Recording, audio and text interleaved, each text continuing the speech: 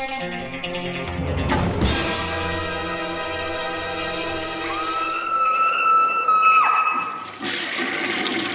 guys, what's up? It is week 143. I think it's 143.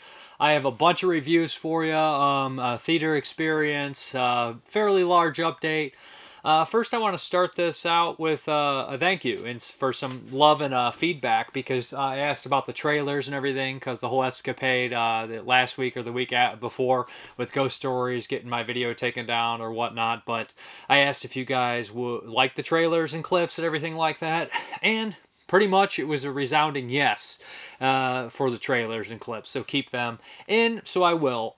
If it was up to me, like I said, I would make every video a video essay and you barely see me, but there's no way I'm going to take the time to edit all that stuff together and then just fight the copyrights every 3.5 seconds, because that, like I said, it's very hard to do those because you have to work your way around everything. You mostly be using stills and second clips. It would just be tons and tons of work, and I'd never get away with it. Even if you see some of the professional video essays on Blu-rays and stuff, they use pictures and trailers because they don't have the rights to use the actual footage and whatnot. So, and also I just want to, I got a lot of comments and positive feedback last week, and I want to thank you guys for that. Like I said, it's hard. You see the views and you see some of the thumbs up or whatever, but you really don't know what people are thinking. Is it the same 10 people watching the video? But you don't know. But it was nice to see some comments and some positive feedback. And if you got negative feedback or positive feedback, as long as it's there to help me get better, I'll listen to it and I appreciate it. So let's hop into these reviews. And the first review is from 1990 from Arrow Video, and this is Deadly Manor, which is a Jose Larraz movie. Arrow's been kind of going down his filmography as much as they can get. So earlier, I think last year, we had the Jose Larraz Blood Hunger box, and it had Coming of Sin, Whirlpool, and Vampires in it. And it's a nice little box set. And then a couple weeks back, they put out Edge of the Axe, which is a cool little late 80s slasher movie. And Jose Larraz did a few movies in America towards the end of his career. Edge of the Axe, Rest in Pieces, and Deadly Manor in 1990. So it's definitely late in the slasher world, but Jose Larraz doesn't really make movies like anybody else typically. And the commentary on here really helps because we have Kat Ellinger and Sam Deacon talk about his career. They know quite a bit, and they point out some odds and ends about this movie, and you do notice them while watching, but it just helps that they reinforce it as well. So the plot of this movie is kind of a strange one. It opens up with kind of it looks like the scene of an accident, motor vehicle accident, motorcycle accident, and there's two naked people just laying there, male and female, and you're like, wow, that's kind of a crazy way to start it. And then it gets pretty typical slasher territory. We have a group of kids driving aimlessly to a lake. They don't know where they're going. They're goofy. They're kind of just stereotypical. And they pick up a weird hitchhiker who's got a limp. You're like, did he get in an accident? This seems very suspicious. Regardless, he tells them he knows where the lake is. They end up getting kind of lost, decide, and this is such a gothic thing, and they point this out in the commentary too, and I thought the same thing because I've been watching tons of Hammer movies. I'm like, how come it is every time somebody gets lost in the woods or lost in the middle of nowhere traveling, they just decide, here's an empty mansion that I don't own, I don't know, it looks abandoned, I'm just going to go in it. So everybody does that in every horror movie. It's the biggest horror movie trope there is. Here's a weird, creepy mansion. Maybe it's raining. Maybe it's cold. I'm just going to go in. Nobody's going to know. It's abandoned, right? Of course it's not abandoned, you idiot. You're going to get killed. It's a horror movie. But we all know this. So they decide to go into this abandoned mansion they find in the woods that's kind of dilapidated. And right away, there's weird things going on. There's a crack in the wall. There's coffins there. And slowly, kind of in the beginning, but surely, they start to get picked off and kind of haphazardly done deaths, throat slits here and there. The one thing about Jose Larraz is, if you watch a crummy slasher from the 70s or 80s that's just bottom of the barrel junk, even when it's remastered, a lot of times you're like, this cinematography is shit, it looks like shit. While watching this one, I was like, man, Arrow really cleaned this up, and I imagine they could clean it up, and they do a great job, but they cleaned it up because, Jose Larraz is a competent filmmaker. Even if the movie script or the subject matter isn't great, he has his crew shoot well. It's a professional crew. He uses nice locations. He knows what he's doing when it comes to filmmaking, even if sometimes the story or the script is lacking. And it is here. It is but there is some weird bits that keep you going. And like I said, it's a good looking movie. The dialogue's weird, as all kind of foreign movies directed by, a foreign director making an American movie that's kind of involved in the dialogue and stuff. It always comes across weird and cheesy, but it turns out that there is somebody in the house, and it ties into an accident, and they're out for revenge. What he does manage to do is squeeze in a good amount of nudity, some crazy sex scenes, some good atmosphere. Like I said, the kills are kind of whatever. And what surprised me about this one is people are dying that I don't expect to die. I'm like, who's the lead of this movie? Who is the protagonist? I don't know. It doesn't really matter, but oh well. It's that kind of deal. There is a really cool scene that involves that crack in the wall finally opening, and who the killer is also kind of cool. Probably the best actress in the movie is the killer. Sorry, I spoiled it. It's a woman, but this movie I don't think is one that is something that's really going to get that spoiled by. Just if you're watching it, you'll be like, you're just in for the ride. I enjoy it. It's right down the middle for me. I don't love it, but I do think it's worth watching. And if it was directed by a lesser director, it would be unwatchable, to be honest. I'm not gonna lie. But there's things that you see that you typically wouldn't see in a slasher movie from this time: male nudity, weird, perverse things, and there's some cool stuff. Like, it also has that reoccurring thing with Jose Larraz having the characters like Edge of the Axe has the white mask. This character has the white mask, and the makeup on this character is actually pretty solid as well. All in all, it's worth a look, especially if you're a slasher enthusiast. What I really liked about this disc, again, was the commentary helped along. They, bring in up other movies similar to it and talk about Larraz's, career and how it pertains to this movie and everything like that. Good stuff, good stuff. They also have a commentary, so they have a good back and forth together. And there's also an amazing interview with the antagonist of the movie, and she was kind of like a playmate, and she did a bunch of B-horror movies, a lot that we've probably all seen. And she talks about her career and talks about working on this movie, and she doesn't hold things back. She's just definitely one of those people that's like, it is what it is, it's and she's honest and she's intelligent, and she's no bullshit kind of person. Talks about being on set, and Jose was a cool guy and liked him, but some of the co-stars were just absolutely awful to work with. All in all, it's a nice disc, nice release. Looks amazing. Can't believe they polished this movie this well. Them and Vinegar Syndrome, sometimes they turn these movies that are typically not well respected or well loved, and they make them look like gold. They give them better treatments than a lot of the studios or other genre labels do. But yeah, it's a nice release from Arrow Video, and I'm looking forward to checking out Rest in Pieces. I think Vinegar Syndrome's got that one. So yeah, complete the Jose Larraz Ladder trilogy. So Deadly Manor.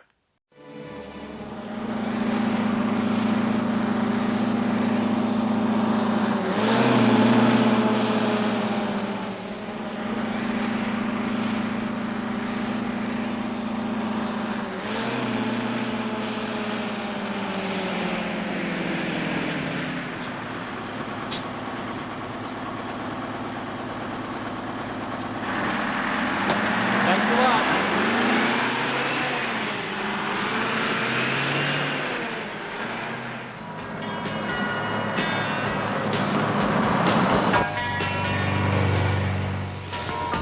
So, Mr. Navigator, how long before we get to this lake? I don't know. I don't think it's gonna be too much longer, but... Maybe a little longer than expected. Shit, Tony, I thought you knew this area. Hey, to say I know the area well is pushing it a bit. I mean, I was up here once last year, but I was on a bike. Here, now let me see this. Now, what's another famous lake? I don't know. It's Wanapapi or Manawata. I don't know. It's something like that. Okay, the next one kind of starts my walk down 1985.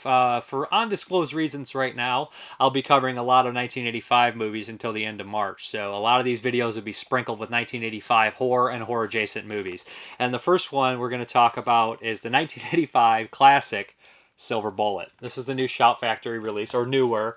And Silver Bullet is based on the Stephen King kind of like, I guess it's a really short novella. I don't even know if it's a novella short. It's like a picture book called Cycle the Werewolf that I read years back.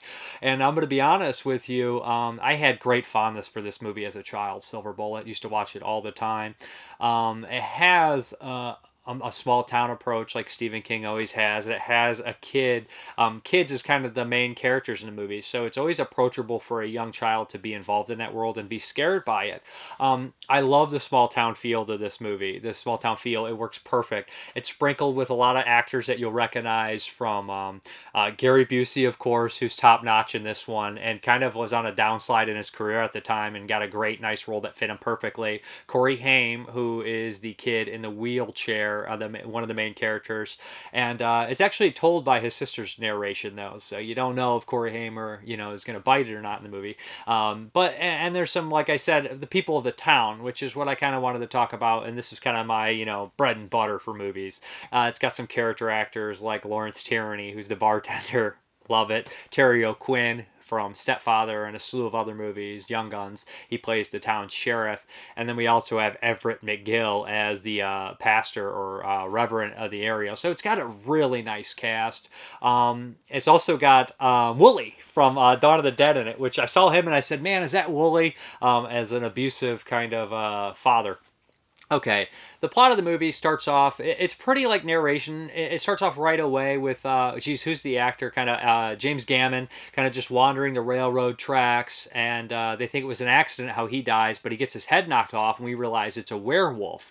Effects done by Carlo Rimbaldi, who did E.T., Possession, some Lizard in a Woman's Skin, and he made this werewolf look like a freaking bear, but it's like a werebear, but who cares? It looks awesome anyways, as far as werebears are concerned, bipedal werebears. But so it starts this like almost like kind of like child movie. To me it feels like a kid's movie with the narration and the kid protagonist, and it just tells the story of unfolding of the werewolf coming through, and basically it's up to the kids to figure out who the werewolf is. What this movie does really well, like I already stated, is a small town feel, but it has these beats of drama that are actually like take it to the next step, elevate it in a way that feels personal. Like there's somebody who gets killed, and it's a parent's reaction, and that parent's reaction, it's just it's brutal. It hurts really bad, and throughout the entire movie, you see this character, and they're just completely bonkers and just completely lose their mind. There's some great dialogue between him and the sheriff, where he goes off and says, what's he say? Something about justice, and it's just delivered great. Like I said, you could tell this town has a nice history. The characters have a history amongst each other. There's lots of moments that I laughed out loud because of the tension, and also just the moments that felt like real, like I could see actually happening. Especially like Lawrence Tierney's in the bar, and he pulls out his bat, and it has Peacemaker on there. There's just nice little touches like that, and he's like, who's drinking? Now who's drinking? I really enjoy it, like I said, and it's gratuitously violent, which kind of shocked me, to be honest. I didn't remember it being this violent, but it's the mid 80s, right? And it's De Laurentiis pushing the button, and we need gore, we need blood, so it's there. And it's also strange that there's a lot of POV werewolf attacks, which I don't remember seeing, but who the werewolf targets at times also pertains to who the werewolf's identity is, which I also loved. There's a great nightmare sequence. It's just a really good werewolf movie. Shout cleaned it up. They did a good job on the release. I was very happy with it. There's an interview with Everett McGill, which I loved hearing. There's an interview with Kent Broadhurst, who plays the upset parent. And there's also two commentaries on here, or one for sure. One narrated by Michael Felsher, who I love, interviewing the director. And he talks about how he wanted it to be PG-13. And you can kind of feel that influence, almost like a Goonies type deal. But, Dino wanted it to be R-rated. So he pushed that gore level, and there's lots of crazy things like the werewolf being under floorboards looking up at people, and it never blinks, so that's kind of cheesy, but at the same time when it's looking up like that on the floorboards, like that's kind of freaking creepy. But I love it. It's classic for me. One of my favorite Stephen King adaptations, and one of my favorite werewolf movies. I mean, I know I love werewolves, but let's be honest, there's not that many great werewolf movies. Or maybe lucky to have a dozen, to be honest. So it's definitely in that dozen. Silver Bullet.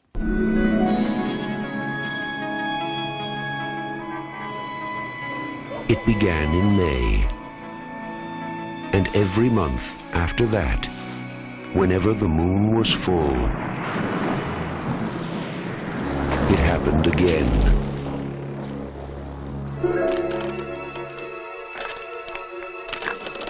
And again.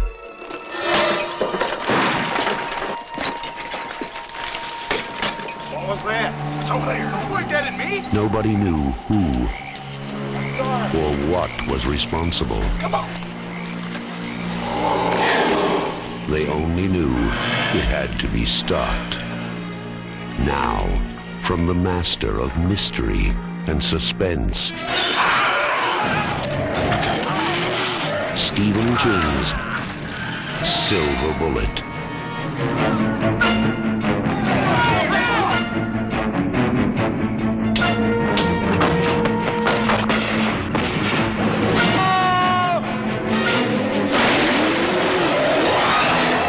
Silver Bullet, the last glimmering hope. Okay, another one from 1985 is also released by Shout Scream Factory, and this is The Doctor and the Devils. And I had never seen this one, so I was like, okay, it's going to be exciting to watch a semi-classic. It's kind of underappreciated, underrated movie from 85. This is directed by Freddie Francis, which is kind of late in Freddie Francis's career because Freddie Francis was known for being kind of like an older British director who did some Hammer stuff, who did some Amicus stuff, worked with Peter Cushing, Christopher Lee, those kind of guys. And I watched a lot of that stuff, and I've seen a lot of that stuff lately. So when I put in this one and realized it was basically a telling or a retelling of Burke and Hare, the story of Burke and Hare, which I actually am intrigued by, and I do think it's a great story. There's been some adaptations I have seen and enjoyed as well. The last one being the one by John Landis with Simon Pegg and Andy Serkis. So yeah, I put this in and I thought, wow, geez, is this Burke and Hare? And it turned out to be. Set design's perfect. It's so great to see like Freddie Francis get the money because those Hammer movies always had good set design and good production value and stuff, but to see it with a budget behind it was kind of refreshing, and it felt legitimately like I was in this world. And the world of Burke and Hare is we're trying to make scientific discoveries. There's a lot of scientists around, but there's also a lot of superstition and heavy religious influences, so it's hard to get bodies. There's a rule that you basically can only get bodies from the condemned men who have been hung. And so there's grave robbers that are digging under the grave and delivering bodies to science institutions illegally. And Burke and Hare realize they can make a lot of money by doing this, and so they start to murder people. And this is a true story. In the movie, they're actually not Burke and Hare. They're called something else. They're called Bob, and I can't think of the other name. But they're played wonderfully by Jonathan Pryce and Stephen Ray are both tremendous actors. And like I said, every time I see Jonathan Pryce, it's always a great performance. And Stephen Ray too. Stephen Ray's in stuff like Citizen X and The Crying Game, while Jonathan Pryce is in Something Wicked This Way Comes, Evita. They're just really strong actors. Rounded out on this cast is also Julian Sands, Twiggy, Timothy Dalton as the Doctor, who is definitely kind of fighting with this consciousness of he's a very practical man. He's for science. He doesn't care about the morality. He thinks that he needs to push this boundary further and further, and it becomes more and more obvious that where these bodies are coming from. It's got a great gothic feel. It's got a dirty feel, and at times it's very funny just because Burke and Hare are idiots. They're morons, but you see that there's a turmoil between them as well, and there is no loyalty in this world. Every time they portray like London at this time or Britain in general in the big cities, it always just kind of makes my stomach sick because it just feels like such an awful way to live. So if you go back to those times of like Jack the Ripper or Burke and Hare, you're just like, man, oh man, what a tough time to live. There's also really great moments that are touching and sad that feel I think I remember hearing really happens or somewhat. They're probably embellished for the movie, but stuff about them picking up this old woman and they'd get them drunk and stuff like it's just really kind of hard to take at times, but the really strong performances help. And all in all, I thought it was a great movie, a great drama piece, and it does bring up some questions about science. They eventually did change that law, thankfully, but also how far do you go for science? And it definitely has those themes, the Frankenstein theme of going that far, and imagine, but a great movie, and it looks so good, and it was so nice to see Freddie Francis get some money to make a movie like this. And I know it didn't do well, but I think it's a totally underrated movie. I think we're being supplied with the victims of murder. We are anatomists, not policemen. We're scientists, not moralists. I need bodies. They brought bodies. I pay for what I need. I do not hire murderers. In a time when men of science Do you realize the progress that could be made in medicine if we were to be given free access? To what? Bodies. worked hand in hand with men of evil. There's work to be done. Money to be made. A doctor's desire for the truth became an obsession. This is the best material I've had in years. And a criminal's greed became something much deadlier. Just have your money ready and your mouth shut. This one's fresh. Too fresh. I'm frightened, Thomas. Open up, for God's sake! They need assistance. Let me go. I won't say nothing. I swear it. Fallon and Broom provide that assistance. They will call you murderer and butcher. The man must be stopped. You're a rotten, lying murderer. Fresh bodies, fresh bodies. What you love is the feeling when you're stopping her life. The Doctor and the Devils. What can I really say about the next one? I watched this one because I haven't seen it in so long. At maybe a few years. I tend to watch this movie every few years, but I wanted to revisit it. And I know I haven't reviewed it for the weekly videos. But this is Lamberto Bava's Demons. This is the Synapse Steelbook. How could I not get the Steelbook right? It's one of my all-time favorite movies. Produced by Dario Argento in 1985, of course. Stars some familiar faces like Bobby Rhodes, Greta, Michele Soave, who is it? Urbano Barberini. So it's just faces from the Italian films that we will know. It also stars probably considered the two most annoying child actors of any Italian films. It has Bob from House by the Cemetery, and it has the little red-haired girl who's in, I think, Deep Red and a bunch of Night Child, a bunch of other stuff. The two kids that everybody just kind of found annoying through the movies, even though it's completely not their fault. But Demons, you know what I loved about these 85 movies is that none of them are too long. They're usually an hour and a half, an hour and 40 minutes max, and I love that. Even though I love a lot of the new movies that come out today, watching these 85 movies was freaking refreshing. Oh, you're in an hour and a half and you're done, sometimes less. I don't have to, you know, I do like the tension and stuff, but these movies do that too, and they do it in an hour and a half. But regardless, what can I say about Demons?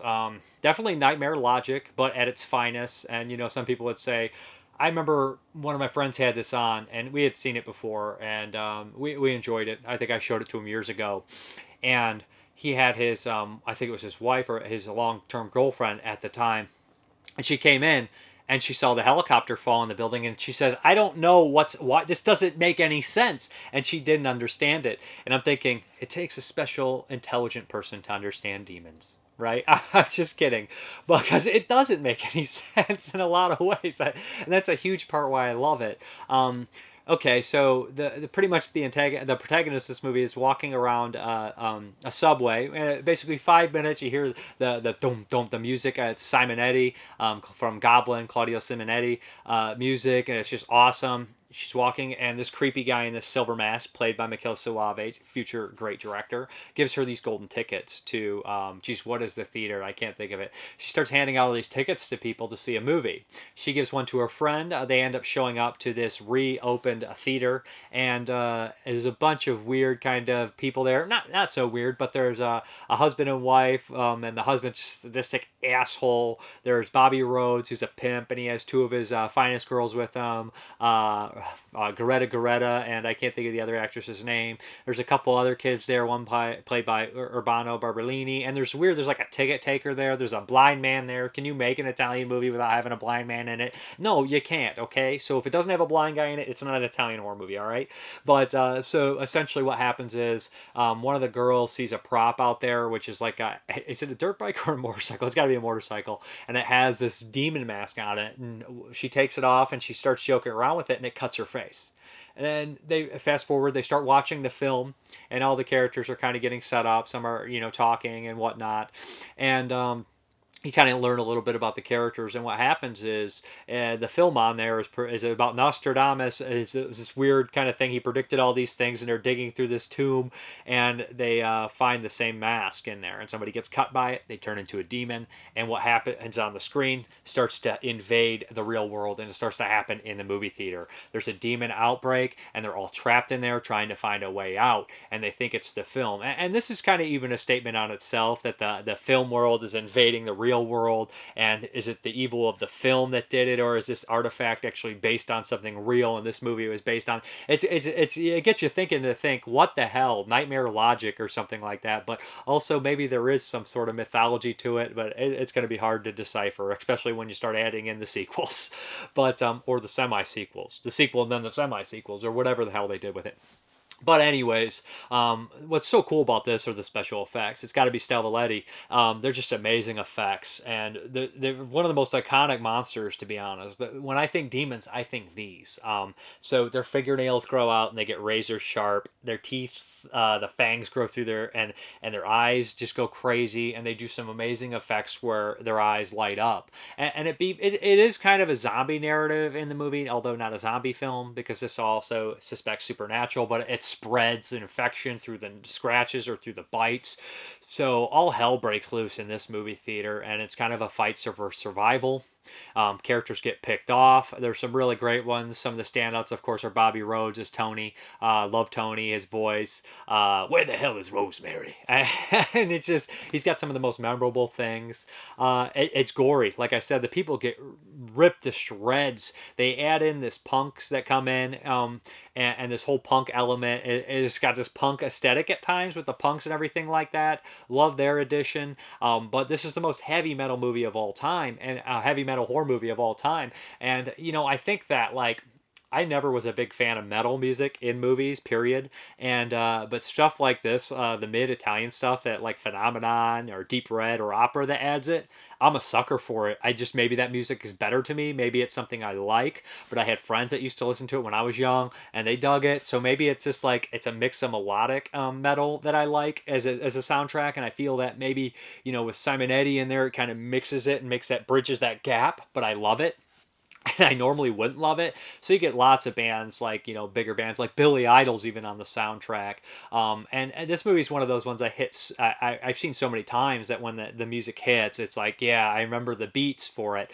But it ends in this great finale with the motorcycle and a sword and driving through the theater. And I'm like, is this just not the most badass metal thing I've ever seen in my life?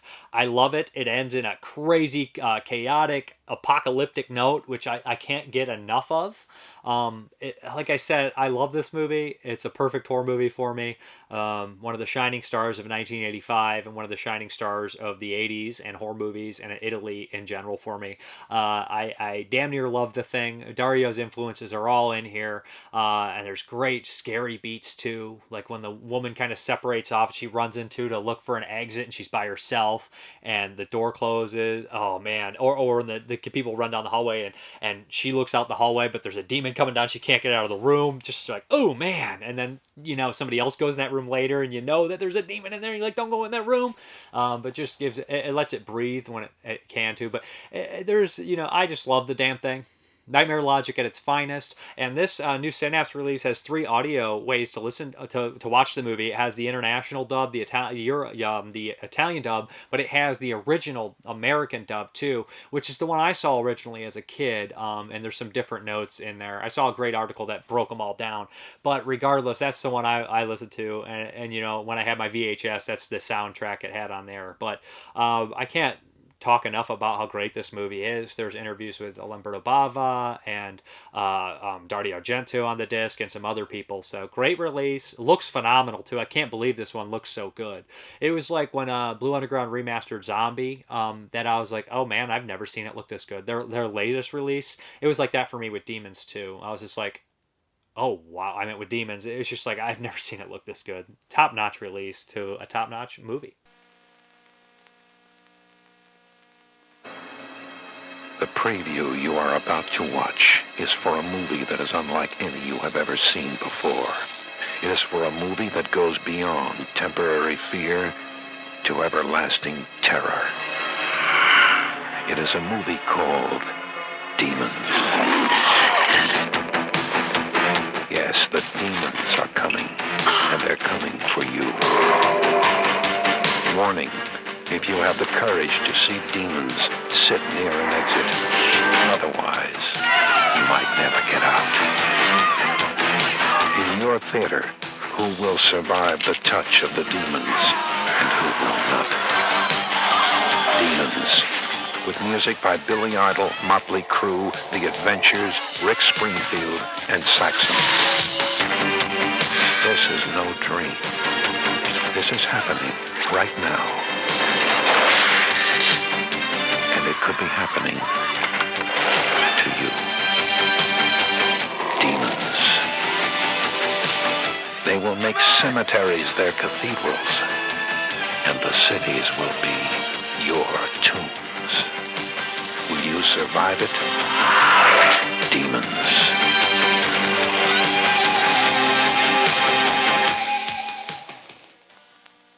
Okay, we got another one from 1985 from Synapse Films, and this is Thou Shall Not Kill, ... except. Yeah. This is by, those Michigan boys. A guy named Josh Becker, and he was from that Raimi school, man. That Raimi group. He's not the school, but the Raimi group. Sam Raimi, Bruce Campbell, Ted Raimi, all them guys. Scott Spiegel.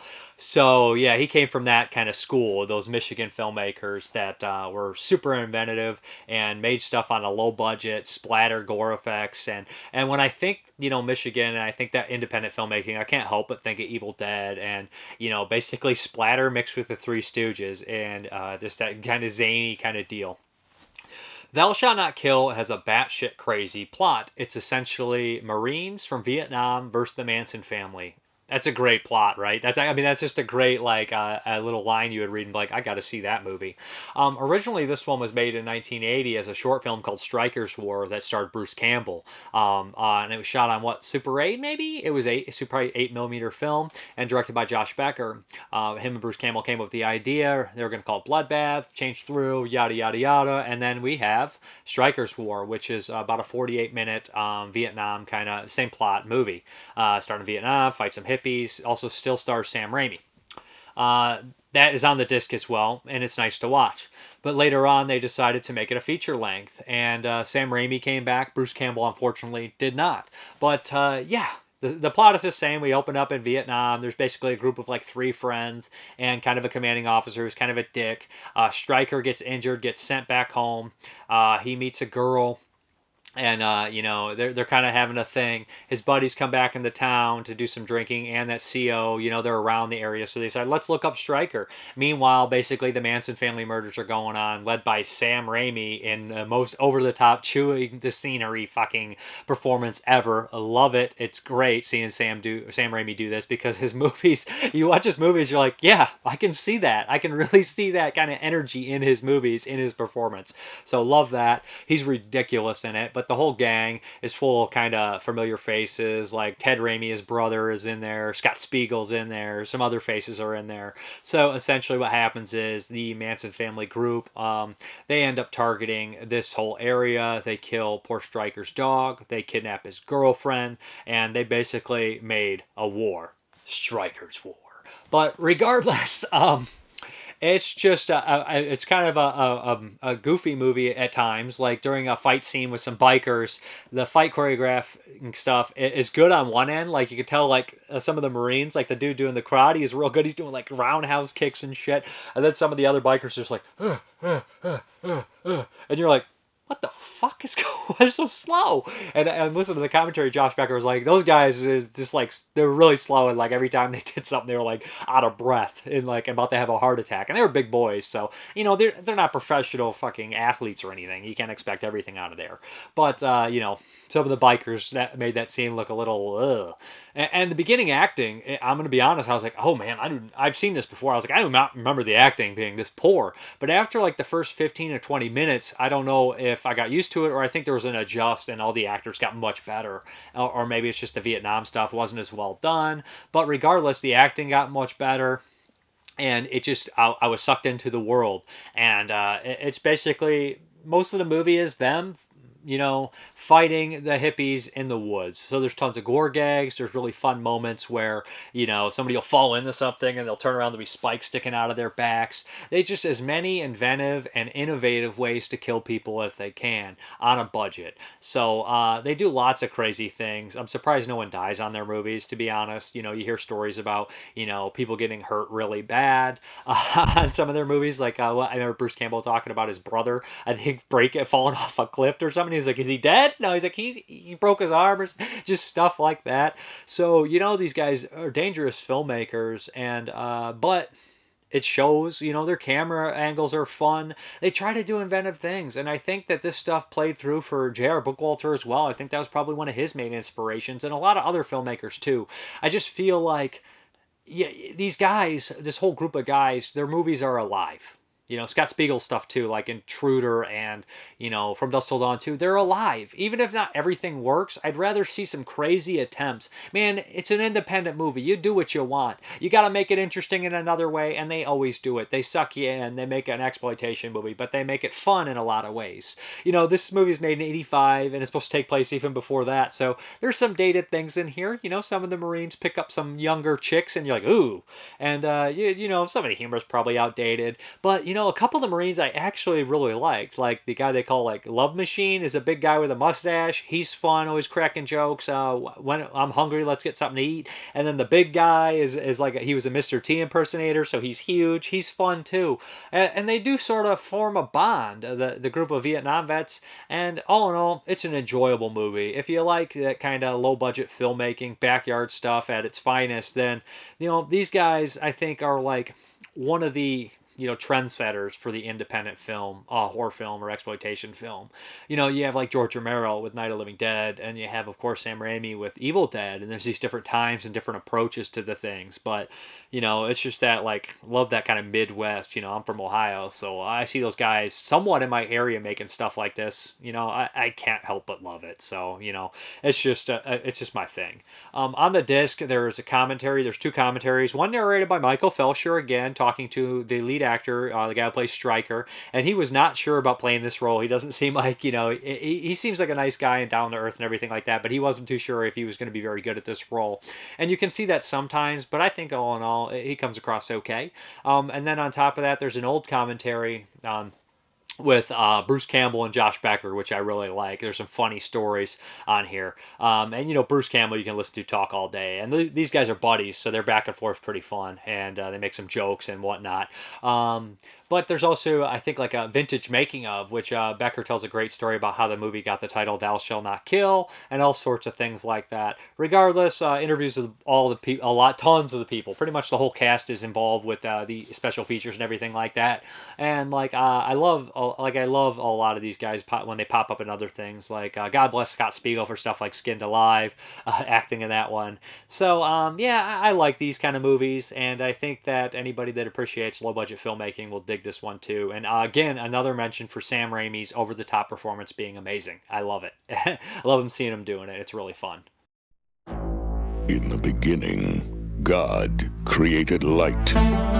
Then God created man, and he gave him 10 commandments. Amongst them, thou shalt not kill. Raised.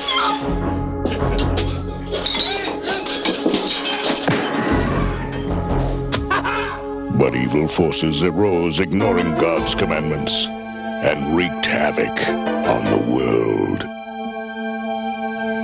You like this? It's fun.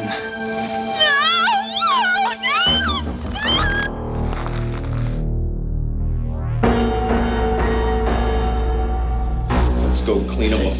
There are times when the laws of God and man must be put aside.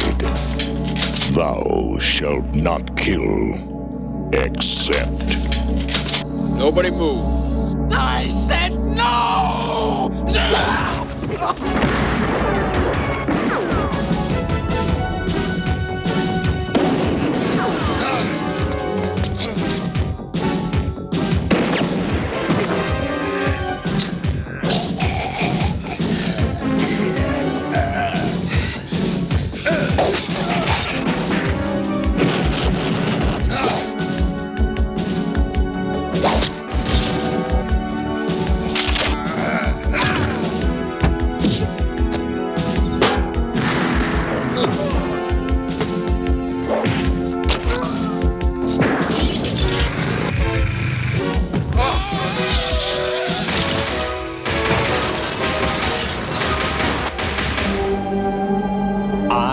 Jesus Christ. No, you're not. You're dead.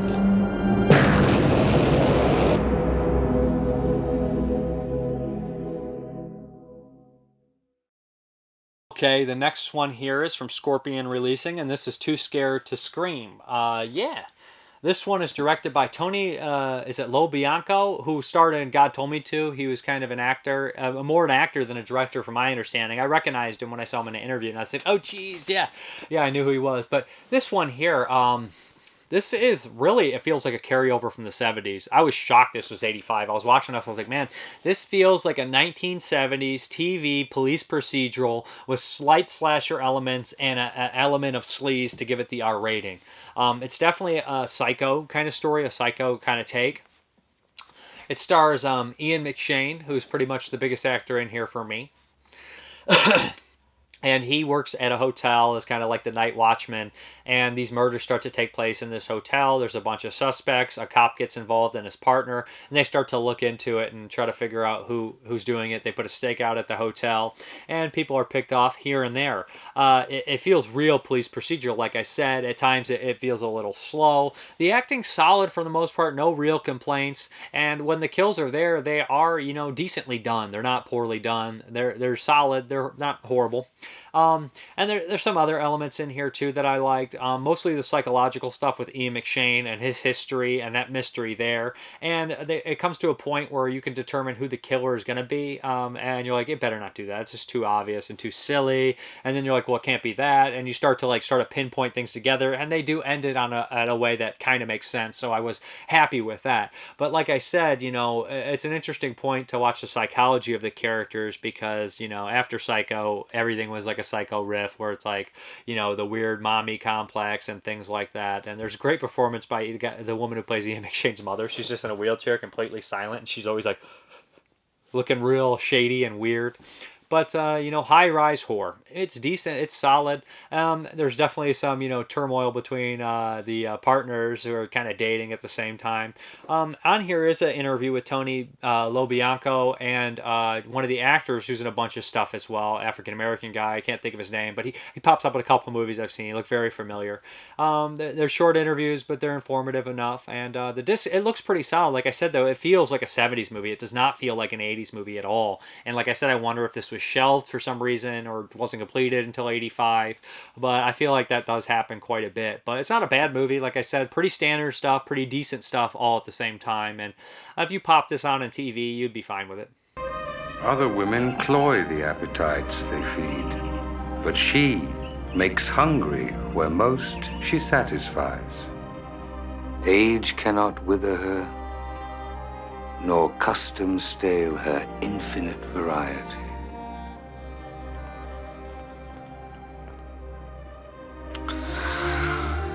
How beautiful you were, Miss Cleopatra. Close your eyes, mother. Hmm?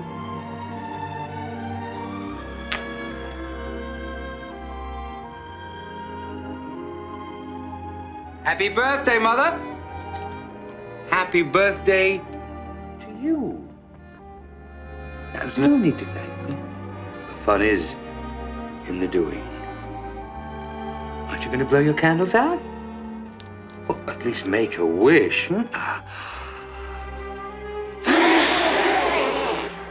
Now your wish will come true. No, don't tell me, hmm? Don't tell me.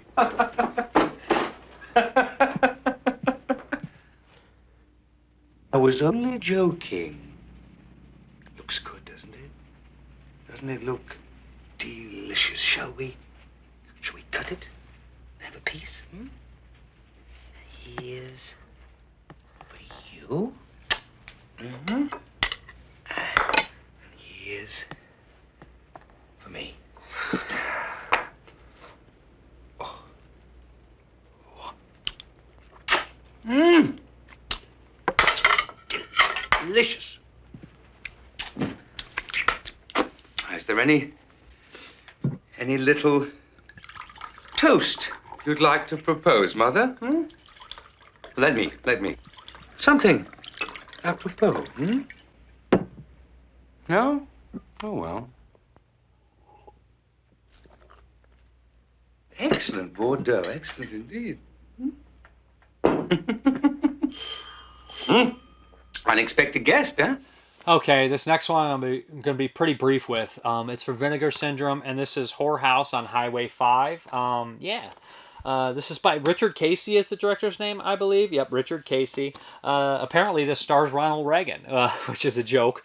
But, okay, Whorehouse on Highway 5. I had not seen this until recently, obviously.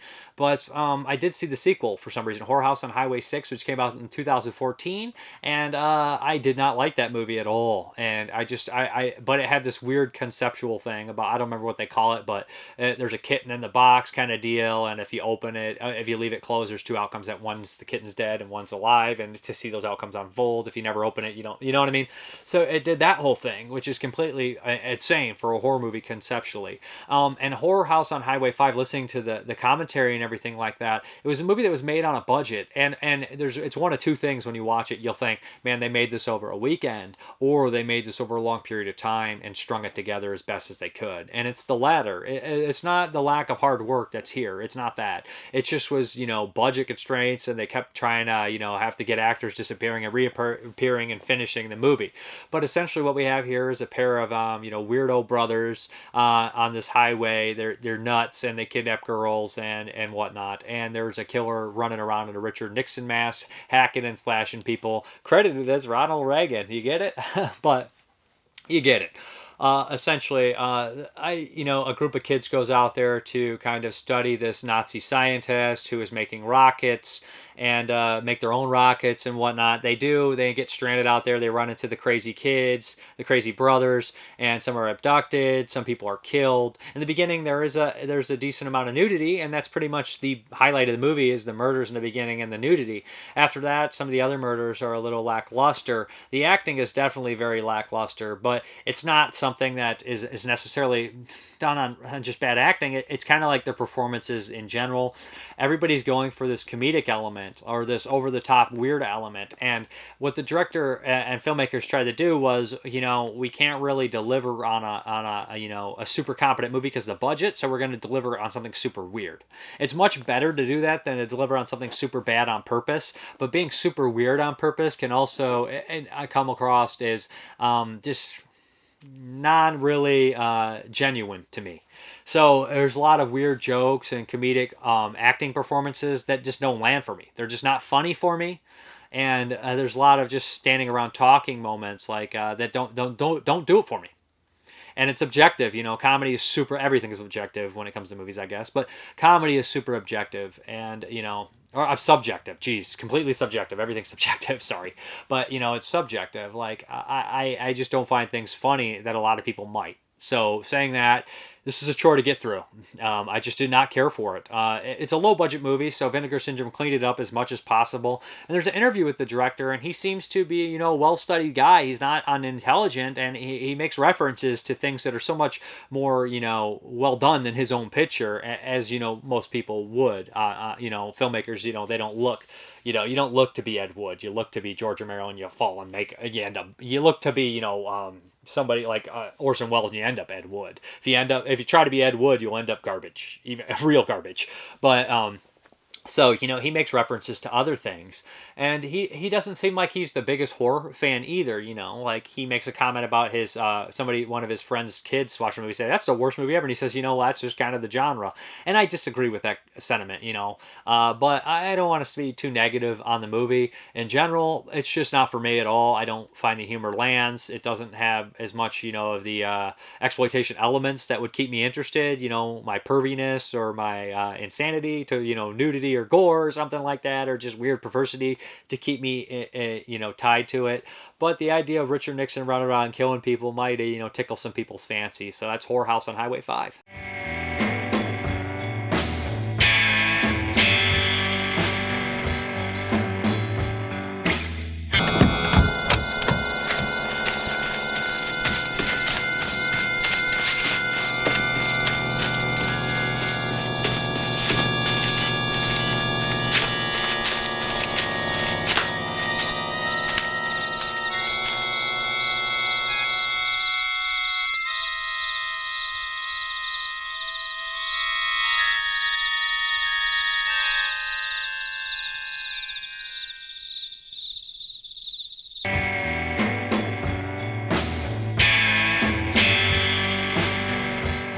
Okay, the next one here is from 1985 as well, and this is A Nightmare on Elm Street Part 2, Freddy's Revenge. All right, I haven't seen this one in years, and I'm going to be honest, I watched it, you know, out of the Nightmare on Elm Streets a bunch of times as a kid, and I'd always come back to most of 1, 3, and 4. Those are the ones I watched a lot. And when I thought back, you know, 5, 6 years ago, I'd be like, which are the best ones? 1, 3, 4, 7, you know, those always came up to me, and I don't hate 6. I always hated 5. I always had problems with Part 5. I always thought it was a snooze fest and could barely get through it, Dream Child. And I always thought Part 2 was my second least favorite movie. I was always like, that one's not that great either. And it always had the reputation, it's just the gay Freddy. That's gay Freddy with the gay subtext and everything like that. And I didn't pick that up as a kid, you know. I just liked the movie. And then as I got older, I felt like I didn't like it as much. And rewatching it this time, man, I completely went almost 180 on it. I enjoyed the hell out of it. I've always been a Nightmare on Elm Street fan. That used to be my favorite series, but I understand now there's just a lot of shaky, you know, films in the series. So, you know, it's hard to pick your favorite series when there's so many bad films in all the series, to be honest. But, man, Freddy Krueger as antagonist is spectacular. Robert Englund's great at it. So this one opens up with the infamous bus scene where it's a nightmare, and Mark Patton, who plays the lead in this one, is looking really disheveled and creepy. And that opening with the bus driver and driving in the middle of the desert and the miniatures and how they do that has always been really imaginative and terrifying to me, and I absolutely love it. The score in here also really helps. It's Christopher Young, who did Hellraiser and The Power, which is not a great movie, but a great score. And I love his score in here. His scores are terrifying, and it fits something with Freddy Krueger very well. It makes Freddy terrifying. So Jesse and his family had moved into, that's Mark Patton's characters, had moved into the house where Freddy Krueger, where Nancy lived, and they find Nancy's diary, and he starts to read it. Jesse starts to have nightmares and everything like that. He starts to see, a mysterious figure in the basement looking like he's working on the boiler room. So I thought that was a great element. And, he starts to kind of be possessed by Freddy Krueger, his body taken over. It's body horror. And it's also, a big, metaphor for homosexuality, because in real life, Mark Patton was gay. So, that's just kind of, it's strange that this whole movie is that. And it's like people were saying, no, that's not what the intent was. It's like, what are you talking about? In this film, we have, the gym teacher, who's played by Marshall Bell, and he's a sadist, and he frequents homosexual leather clubs, and he gets off on making the kids do a bunch of extra, labor and everything like that. His buddy, who becomes Grady, who's like his best friend, which there's definitely some sexual tension between them, who's also in Weird Science this same year. It's just like so much of the thing, and the victims who end up being killed, you start to think he's transforming into Freddy Krueger, and he's killing these people. The gym teacher, who's like gay, and then his friend, who he possibly has some kind of a homosexual crush on, he ends up dead. It's just like it's very evident that it's there. But Robert Englund's great in it. He's scary in it. The makeup looks good in it, and it goes by very quickly. Not to mention that Clu Gulager as the father never hurts, and he's very funny in this one. He did Return of the Living Dead, pretty much came out the same year as well. But love him in this. The parents are both really good. But I just really dig this one. I think that it has an element of terror. People are like, well, they broke the rules of the first one, and like I said, it's the science of Freddy Krueger. Every movie's freaking different rules. How do you explain any of this shit? None of it makes any sense in the first place. What rules? Because I don't know the rules in the first one with that ending. Like, what the hell's going on there? I mean, it can be debated all the time. So to say there's a set of rules, like strict rules in the Nightmare on Elm Street Part 1 is like, whatever. Freddy gets you in the dreams. This one, he's taking over somebody else and getting out of the dreams. I can't understand that there's something there that could bother somebody. I don't really give a shit, okay? So long as it's an entertaining movie. And I think Nightmare on Elm Street Part 2 is entertaining. Like I said, it's genuinely creepy at moments. The special effects are good. That opening is badass. You got the great Christopher Young score. And you know what? At first, Mark Patton is a strange character to have as your lead, because he's definitely like tortured in the movie. And, he has like a relationship with the girl and everything. And it gets, and he seems like he's giving a tortured performance. And it's strange that Friday the 13th Part 5 came out the same year, and the character who plays Tommy Jarvis is also giving a tortured performance. We got both of those kind of characters who feel like they're almost tortured in real life too, as they are in the film. And it's just performances, but still, I do think it's a unique performance. Clu Gulager, doing the typical Clu Gulager, I love it. Hey, buddy boy, I'll see you Sunday. I just love him. So, but the house is super hot. Just like all these cool elements, and the ending's batshit. Freddy does some crazy things, and there's some chaotic moments, and it gets real weird with like a mutant rat and cat and dogs, and I don't know what the hell's going on with that. So it's not a perfect movie, but it is, one of the better of the franchises, to be honest. Like I said, I didn't always love this one. Like I liked it, and then I had mixed feelings about it, and coming back to rewatching it, it's been so long that it's actually really good. And I'm surprised that it's such, serious and creepy as it is. Although there's some ridiculous things, but I think almost all the Nightmare on Elm Street movies have ridiculous moments. But yeah, good stuff. And I enjoy it. I would recommend checking this one out if you haven't seen it in a long time. On the disc, there's like an interview with Jack Shoulder, and I think there's one with Mark Patton as well, and they talk a little bit about everything. Very short interviews. There's only they're like 5 minutes apiece. There's like 3 different little featurettes on there. So yeah.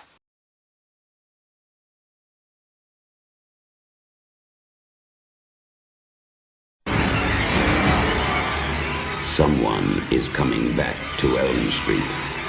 He is not friendly. He is not patient. Kill for me! And he is not a welcome visitor. But he has something terribly special for the new kid on the block. It started to happen again. Dad! I'm in trouble. You've had some scary dreams, okay? Help! Daddy can't help you now. There's something inside him. Fight him! You're not afraid of him. He doesn't even exist. Freddy Krueger is back on Elm Street. Get out of here, Lisa! Jesse, fight him! Watch out for him. He'll be in your neighborhood soon.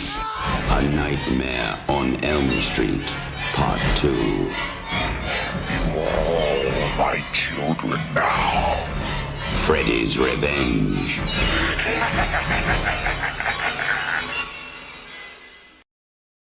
Okay, this one's also going to be rather quick. This is Godzilla 1984, Return of Godzilla.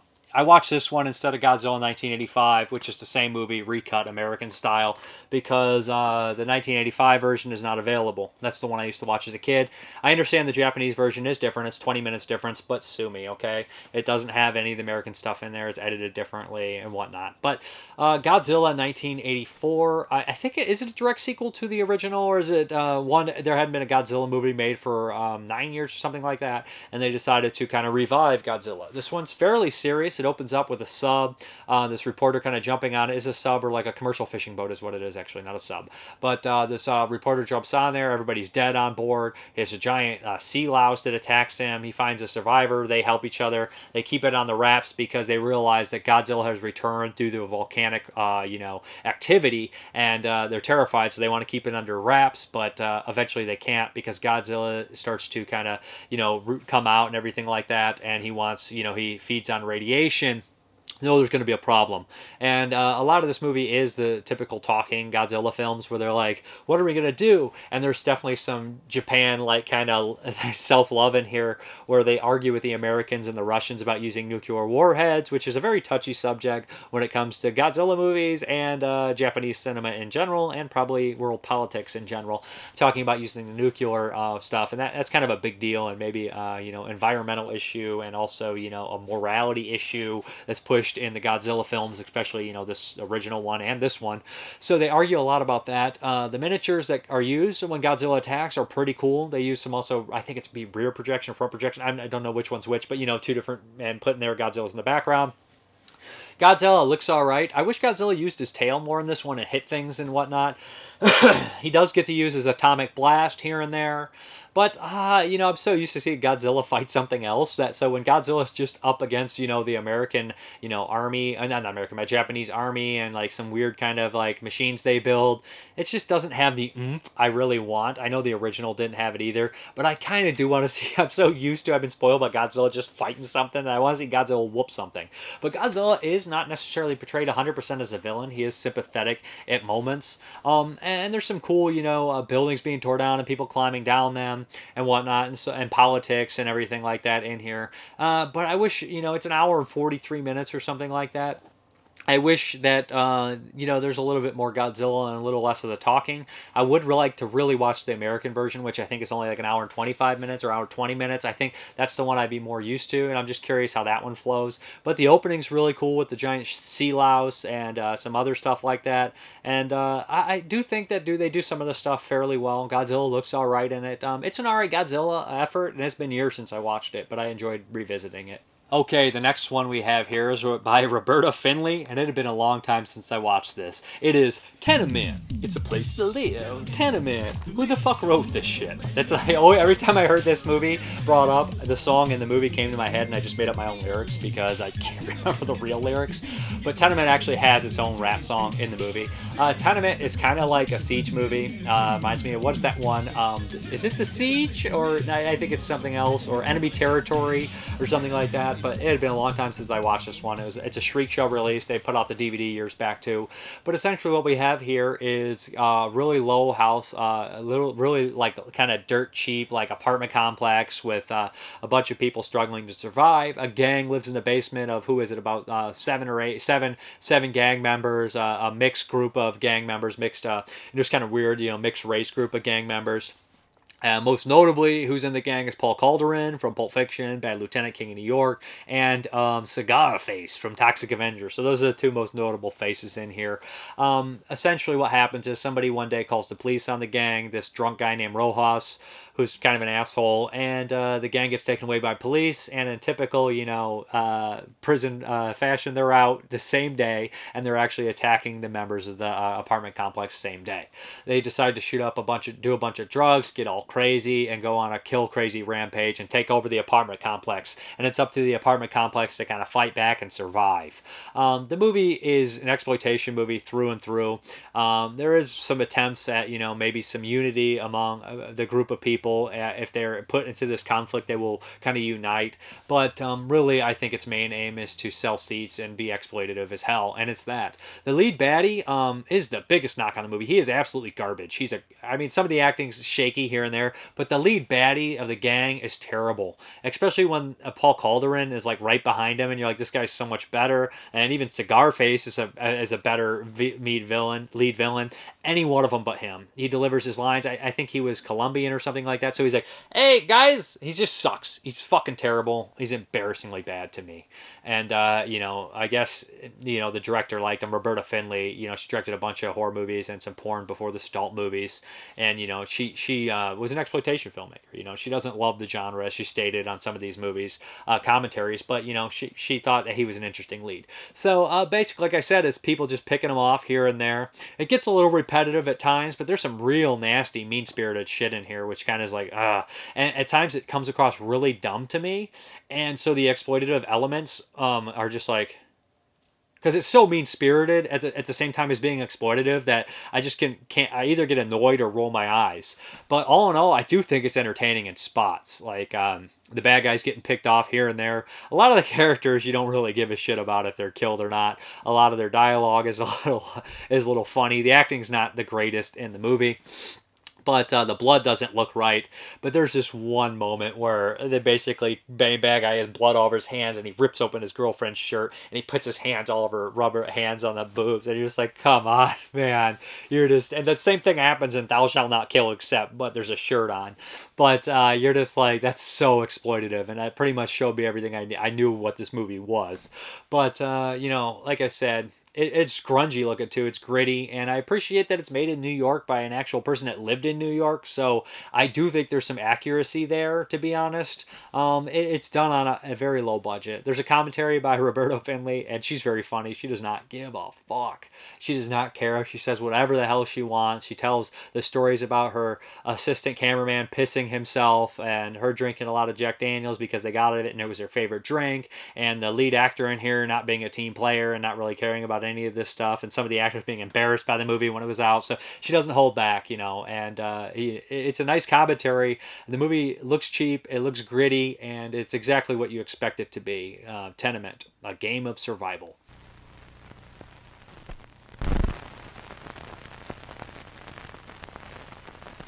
The the tenement was their home, their fortress, a place of refuge from the savage streets. Now, it's become a battlefield of rage. What you like this up your ass, huh? Madness and death. All of you are going to die! If they want the building, let's give it to them. The enemy is unfeeling and unstoppable. This is some sick revenge thing, man. They want to kill us. Do you understand that? They want to kill us. Stay here! Stay here, be quiet! Go under the bed. I want you to go under the bed and I want you to stay there, okay? Go! There's nowhere to turn. We are gonna have some fun.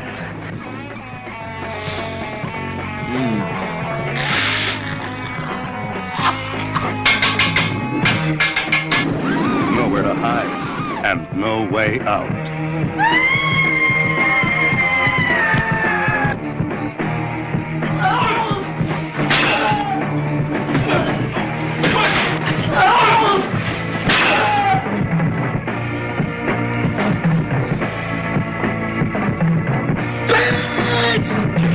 God damn it, upstairs!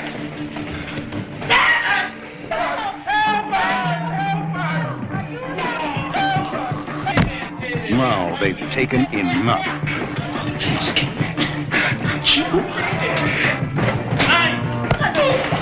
And they're fighting back.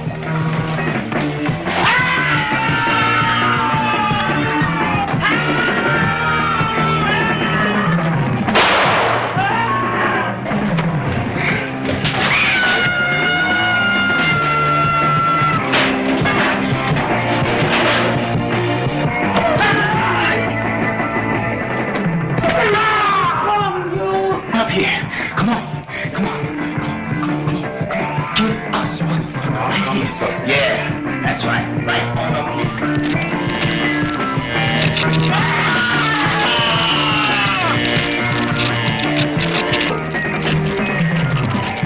here. Fighting back with a vengeance. Okay, the next one here is also by Roberto Finley from 1985, and this is The Oracle. I'll be pretty quick on this one. This is a Screak Show release, and this is a typical kind of supernatural horror story. A woman, she gets this weird kind of Ouija board type deal with a hand on it, and the Ouija board starts to talk to her, and you realize it's a dead person who wants revenge on some other people that were murdered. No one believes her. Everybody thinks she's gone crazy. Her husband doesn't believe her, who's a big asshole, but she starts to get closer to the killers and realizes who they are, and the killers start to come after her and try to kill her, but no one believes her, of course, and weird supernatural elements start to happen. People that touch this board are affected by it, and crazy shit starts to happen. The most interesting element of this movie is one of the lead bad guys. It's played by this really heavy woman who is a lesbian, but she's always dressed as a man and kind of mistaken as a man in the movie, but they do something weird with her voice where she has like a deeper voice because they edited it. I actually like this character. She's kind of interesting, and there's this weird sidebar with her side story where she like picks up prostitutes and straight does Frank Zito's from Maniac, which is really weird and sleazy and almost doesn't feel in place. There's a really kind of comical party scene with the maid and this other heavyset guy who was dating her at the time in real life, where he's just a drunk guy falling around. But there's some cool elements. At times there's a weird kind of hallucination with bugs that's little creepy crawlies I kind of liked. And there's a really cool moment with a flying skull, which is also cool. But all in all, it's just kind of a subpar revenge kind of supernatural story in here. It's definitely made on a budget, and the highlight is Roberto Finley's commentary, where she mentions that she doesn't like any horror movies, George Romero included.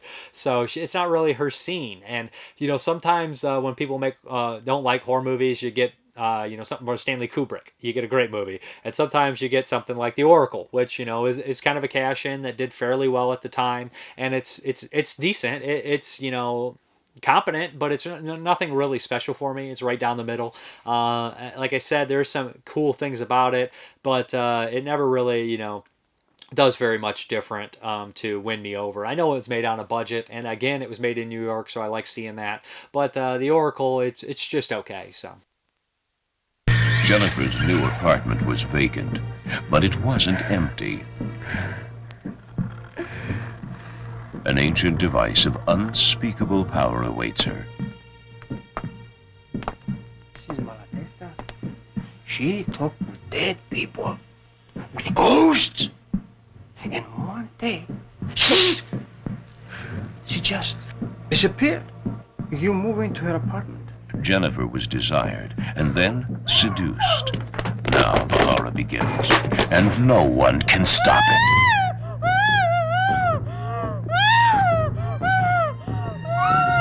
She doesn't know the danger it will foretell or the evil it will unleash.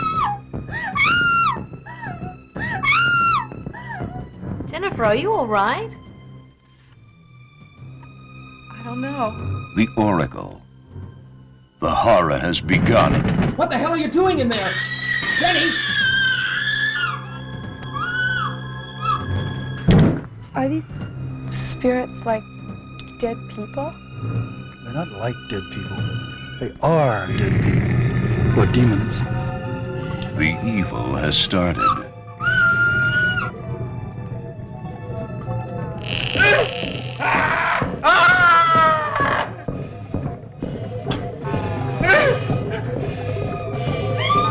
Horrors from beyond the grave pursue Jennifer.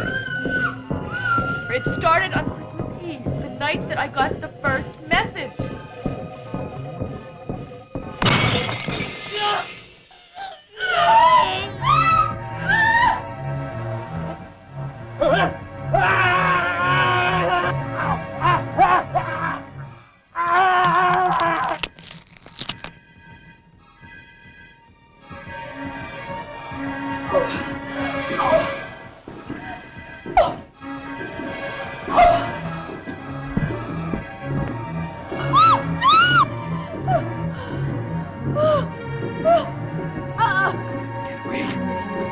You think I'm crazy? Well, go look in the kitchen. She's in there and I killed her. The Oracle provides the answers to a nightmare of the soul.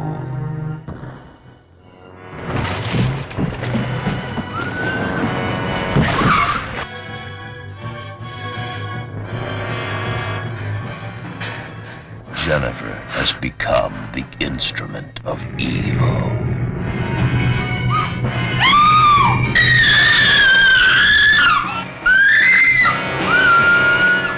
Kill. The Oracle, a power that is ancient. The Oracle, rated R, coming soon to a theater near you. Okay, the next one we got here is also from 1985, and this is Screamplay from Troma.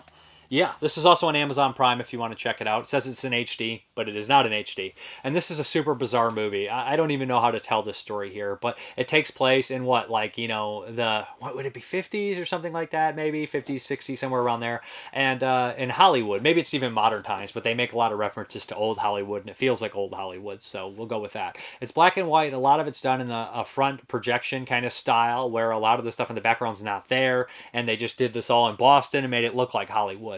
We have this kind of crazy screenwriter. He's the director as well, plays the lead in here, and he comes to Hollywood, you know, and he looks just like the guy from Dr. Caligari, and he basically wants to make, you know, write pictures and make it big in Hollywood, and he's super weird. He ends up getting a job. Well, he witnesses a crazy murder, and he might be involved, so he has to run, and with this crazy hotel owner or apartment owner, landlord, I guess I'll say, and this guy offers him a job. He won't tell him about the police thing, and he just cleans, and he could sleep here, and he gets like $10 a month or something like that. That's the deal. So he decides to stay there and write his script. In the beginning, right in the diner, he met somebody who is like an agent. So there's all these people trying to paw at him that are just awful stereotypes, maybe, that this director basically kind of met in Hollywood or had been around and whatnot, or just heard about, because this is kind of a big story about how hard it is to make it in the Hollywood business and how bullshit everything is. You know, there's definitely an unhappy picture. I like the performance of the lead guy. He's unhinged and he's weird, and when he's upset, he goes down and writes a script, and he basically writes a murder scene that you see.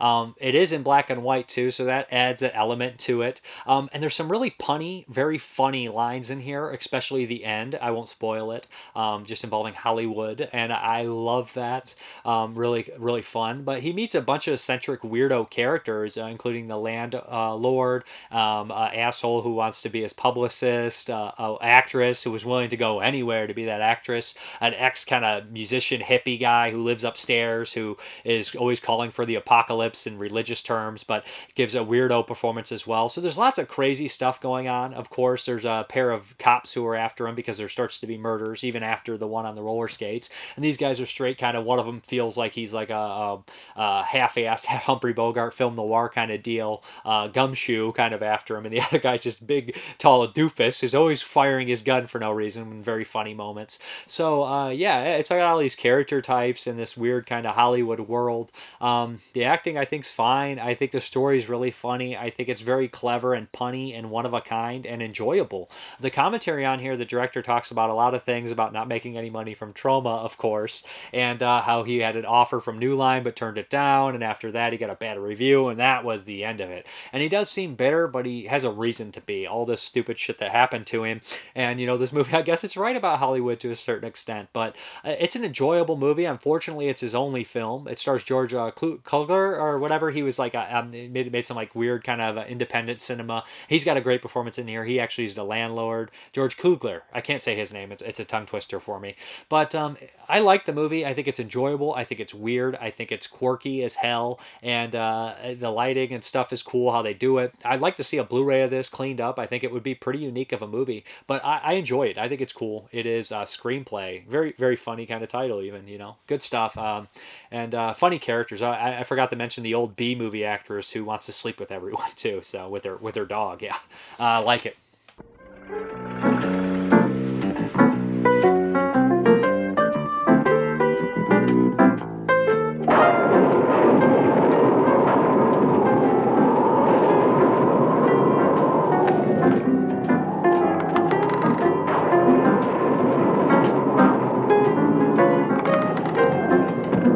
Dear Mr. Weaver, just a quick note to tell you that the killer is approaching me from behind, and by the time you read this, I may very well be dead. It's all because of my screenplay. I'll try to explain as quickly as possible. It all started a short time ago when I first arrived here in Hollywood.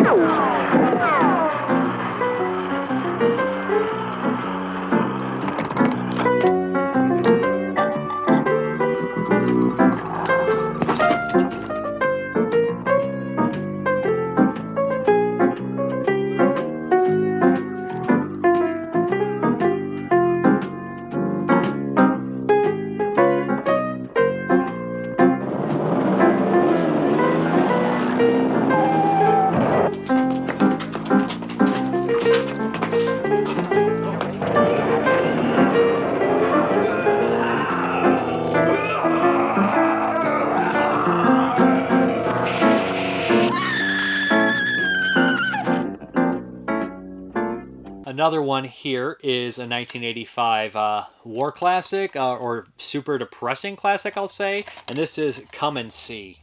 Yeah, this is a Russian film, and I feel like Russian cinema is probably the hardest to approach. It's just so different to anything I've seen.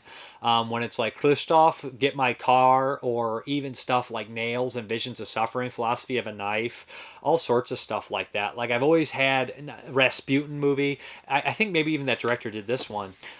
So like it's not bad. It's just so different and so unique. And come and see. You know, it's a war film based on a true story about the Nazi invasion, destroying all these Belarusian or Russian, 600 villages or whatnot, and what that's the story. So it's automatically disturbing just on subject matter alone.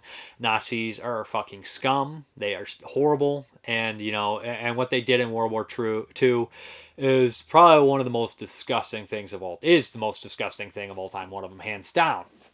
So the story follows a young man, a young boy really, who it's a 2 hour and 12 minute kind of crazy movie. Most of it, steady cam or single shots, and it just feels chaotic and personal and kind of like The Revenant, where we'll just be on camera at points and it will follow somebody and then it will zone off and go somewhere else and come back to that person, so you can feel like kind of the world and the everything around it. But he lives in a small village and he plans on going off to war and helping the resistance against them with a group of soldiers who are hiding out in the woods. He meets a girl that they kind of have a thing, a moment, and then he gets drugged through hell, basically. The title "Come and See" is, it's a mention to the Bible.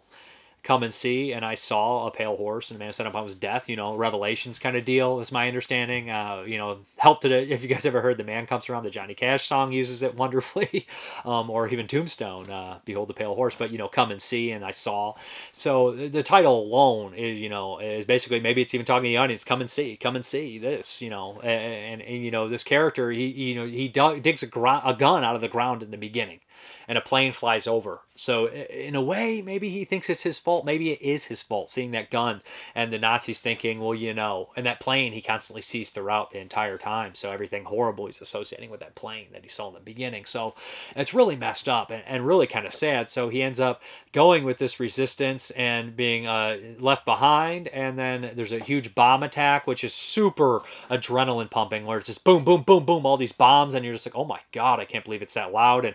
And just like, it gets really insane after that without spoiling too much. But he witnesses so many horrible things, and the camera work is so amazing and just so heartfelt that it's just the burning down of villages all in one take, and following people and all these characters running around and tons of extras and all these things happening. And I just can't believe the work they did. Like, there's a great scene where they're marching, and instead of following the march, they start following the march to the woods, and it cuts to the woods and it comes on another side of the path. And I was just like, I don't know why I'm a sucker for shit like that, but I really am. Like, that just bumps it up. I'm like, that is awesome. That is amazing. That is just crazy to choreograph, especially when it involves stunts and tons of actors and dangerous things. But it's just grueling experience, and there's moments of where the characters will stop and laugh too, making jokes. Just, man, I don't try to make light of a situation because it's so fucking awful. It's so bad. It feels miserable, and it feels real. Like, I felt like I was there where the camera is. Like, sometimes a character will be talking to another character and the camera will be that character. Or sometimes it'll, like I said, you'll be like, the camera will be running with the people and you're behind them and you feel like you're running from the war, you're running from the horrible things. And at one point, they're running and the girl looks back and sees something appalling, and the boy never does. He never sees it. But you feel like maybe he did out of the corner of his eye, and he doesn't want to look back. He doesn't want to accept what's happened. But yeah, it's just like, man, it just made me hate Nazis. And something later when there's a group of people that are kind of cornered, and the differences in how they respond to the situation. Some willing to suck up to it and own it and double down on it. Yeah, we did what we did. Some try to lie and say they didn't, and some try to blame it on other people. And it's just the differences and the differences of how people carry themselves after they're exposed or in the face of death.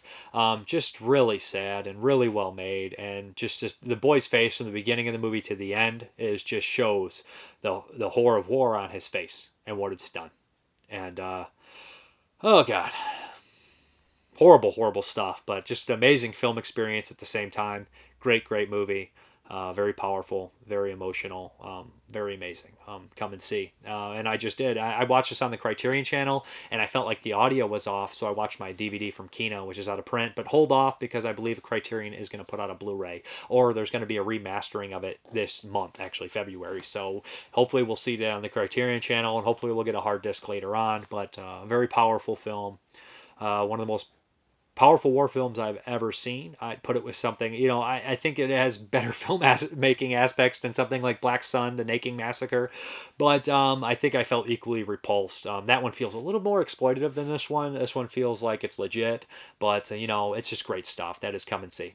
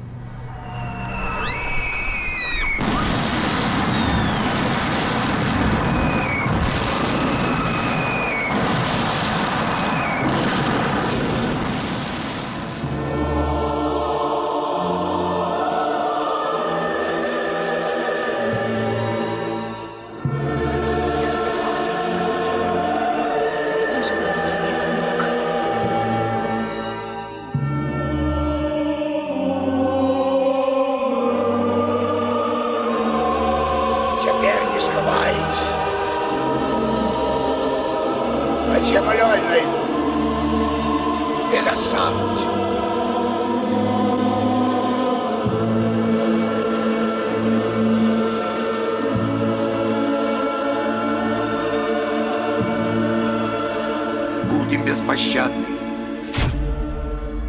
Они того заслужили.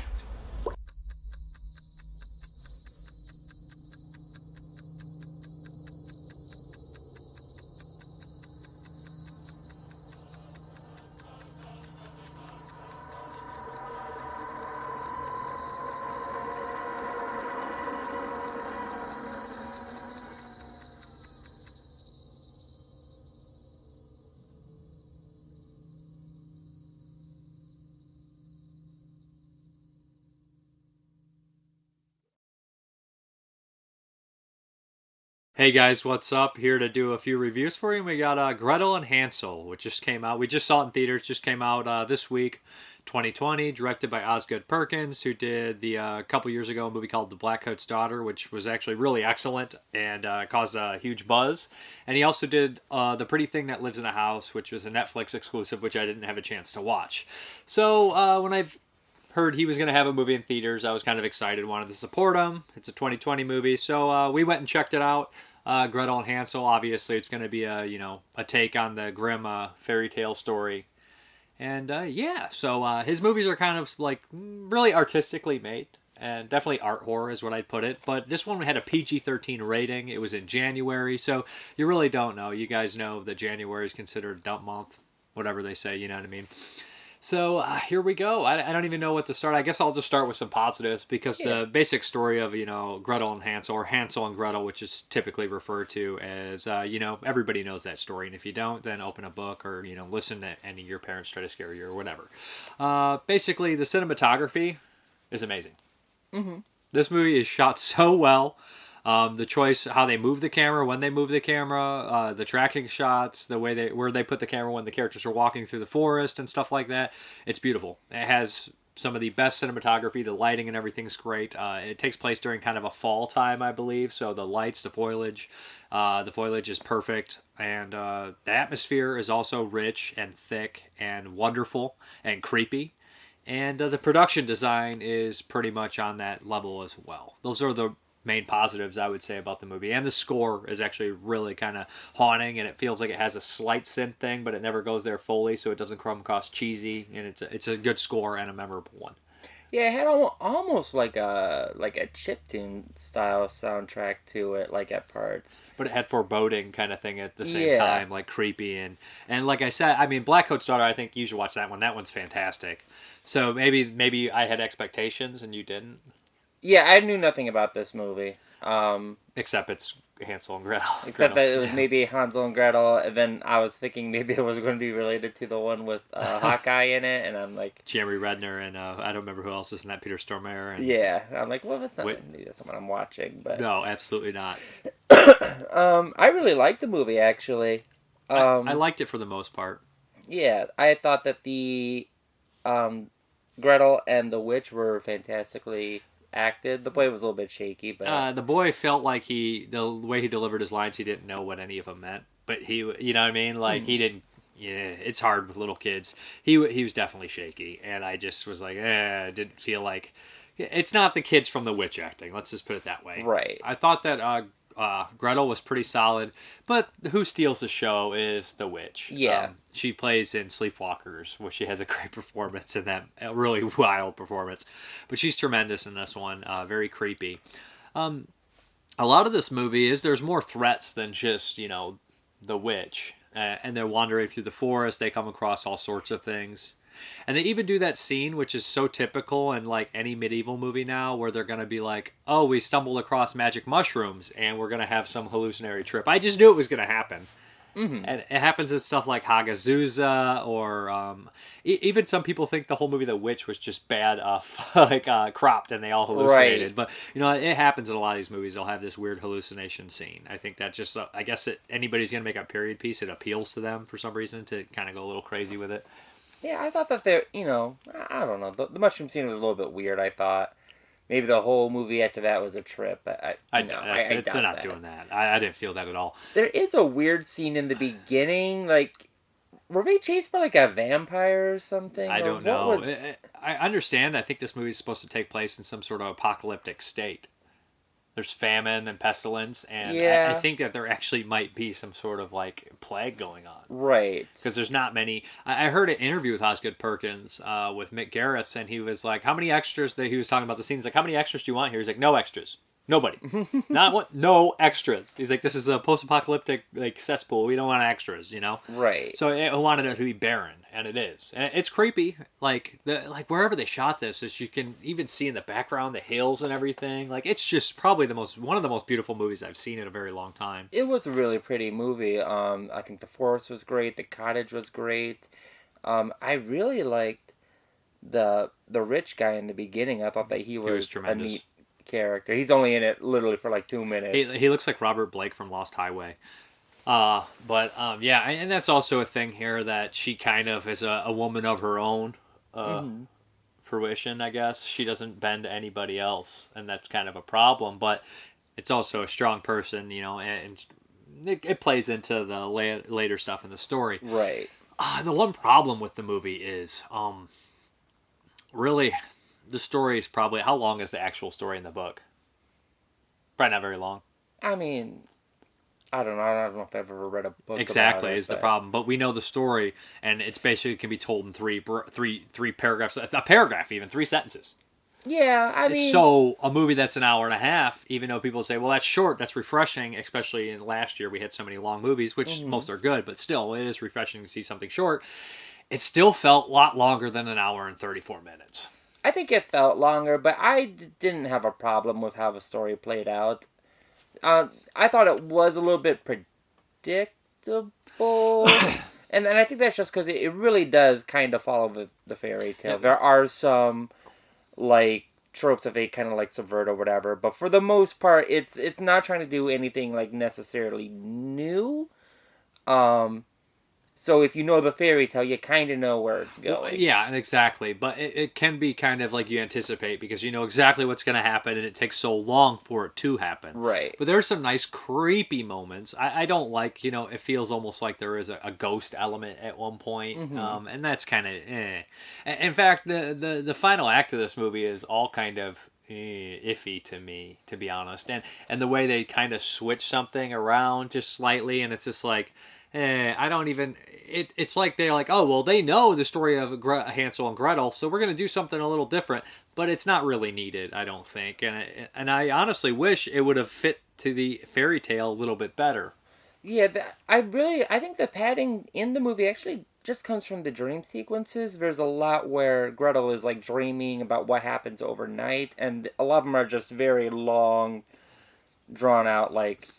she's getting the idea of what's happening. It's a very dread kind of foreboding movie. I think it's good. I don't absolutely love it or anything like that. And the problem with like something when The Witch came out, like now it's like everybody's doing that, and it's a good thing and kind of it can be annoying at certain times too, can it? To a certain extent, like we're getting like the same movies over and over again. We always get that though. Oh yeah. I mean, movies go come through in strides, you know. Yeah, like what's in season this year? You know, what's right now? It's the art season horror of The film. Witch. It's the art horror film. That's what's going on. Yeah, and I think a lot of the art horror films tend to like they like exist in circles because I feel like when you watch one, you watch. There's so many that are released around it that are kind of the same story. Yeah, it's kind of the same like themes. Well, people couldn't get these movies made before, and then when they actually could, then they started doing it. Right. I think it's definitely worth checking out. It's not in full widescreen. It's definitely doing one of these kind of strange deals with I've been seeing a lot more lately, like First Reformed and Lighthouse. I didn't feel like it looked almost like 4:3 too, but which is weird to see on a big screen. Like it didn't fill the whole screen at all. No.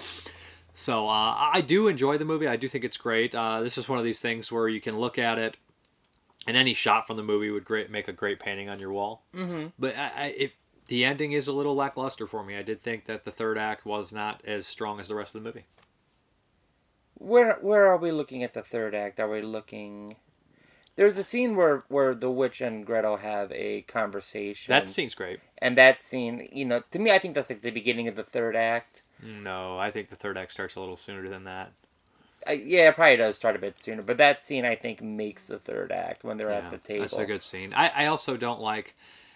This would be kind of going into spoiler territory, so I'll pass it. There's something along with the spoilers that would, you know, I'm not a huge fan of, but all in all, it's a solid movie worth checking out and see it. If you want more movies made like this, go try to see it in theaters because I know Underwater didn't do very well. So, you know, and I heard The Turning is pretty bad, and I just didn't have much interest in that one. I couldn't see all of them, so I chose Underwater and this one over The Grudge and The Turning. Yeah, I would recommend this over Underwater. I don't know, I had a meh experience of Underwater. Well, I'm good on this one. You? Yeah, I'm good. Go see it. I'm called Gretel, and this rough one here is my brother Hansel.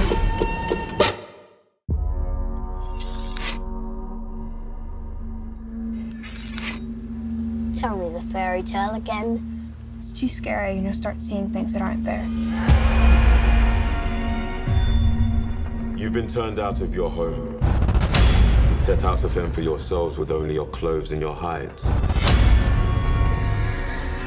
I'm hungry. I'm hungrier than you are. Because you're a pig. Look! It smells of cake! Brothers!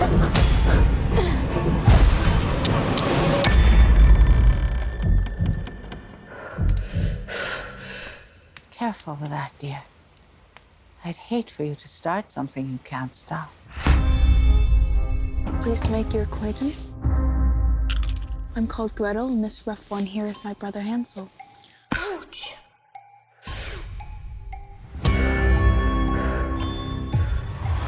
There's something wrong here. But it's so pleasant.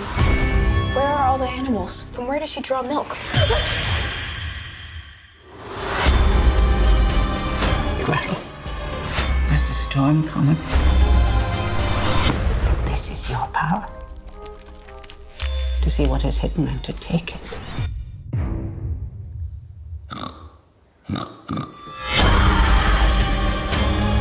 We were given the same gift, the same magic. Brother! What did you do with him? All that is left is to make him.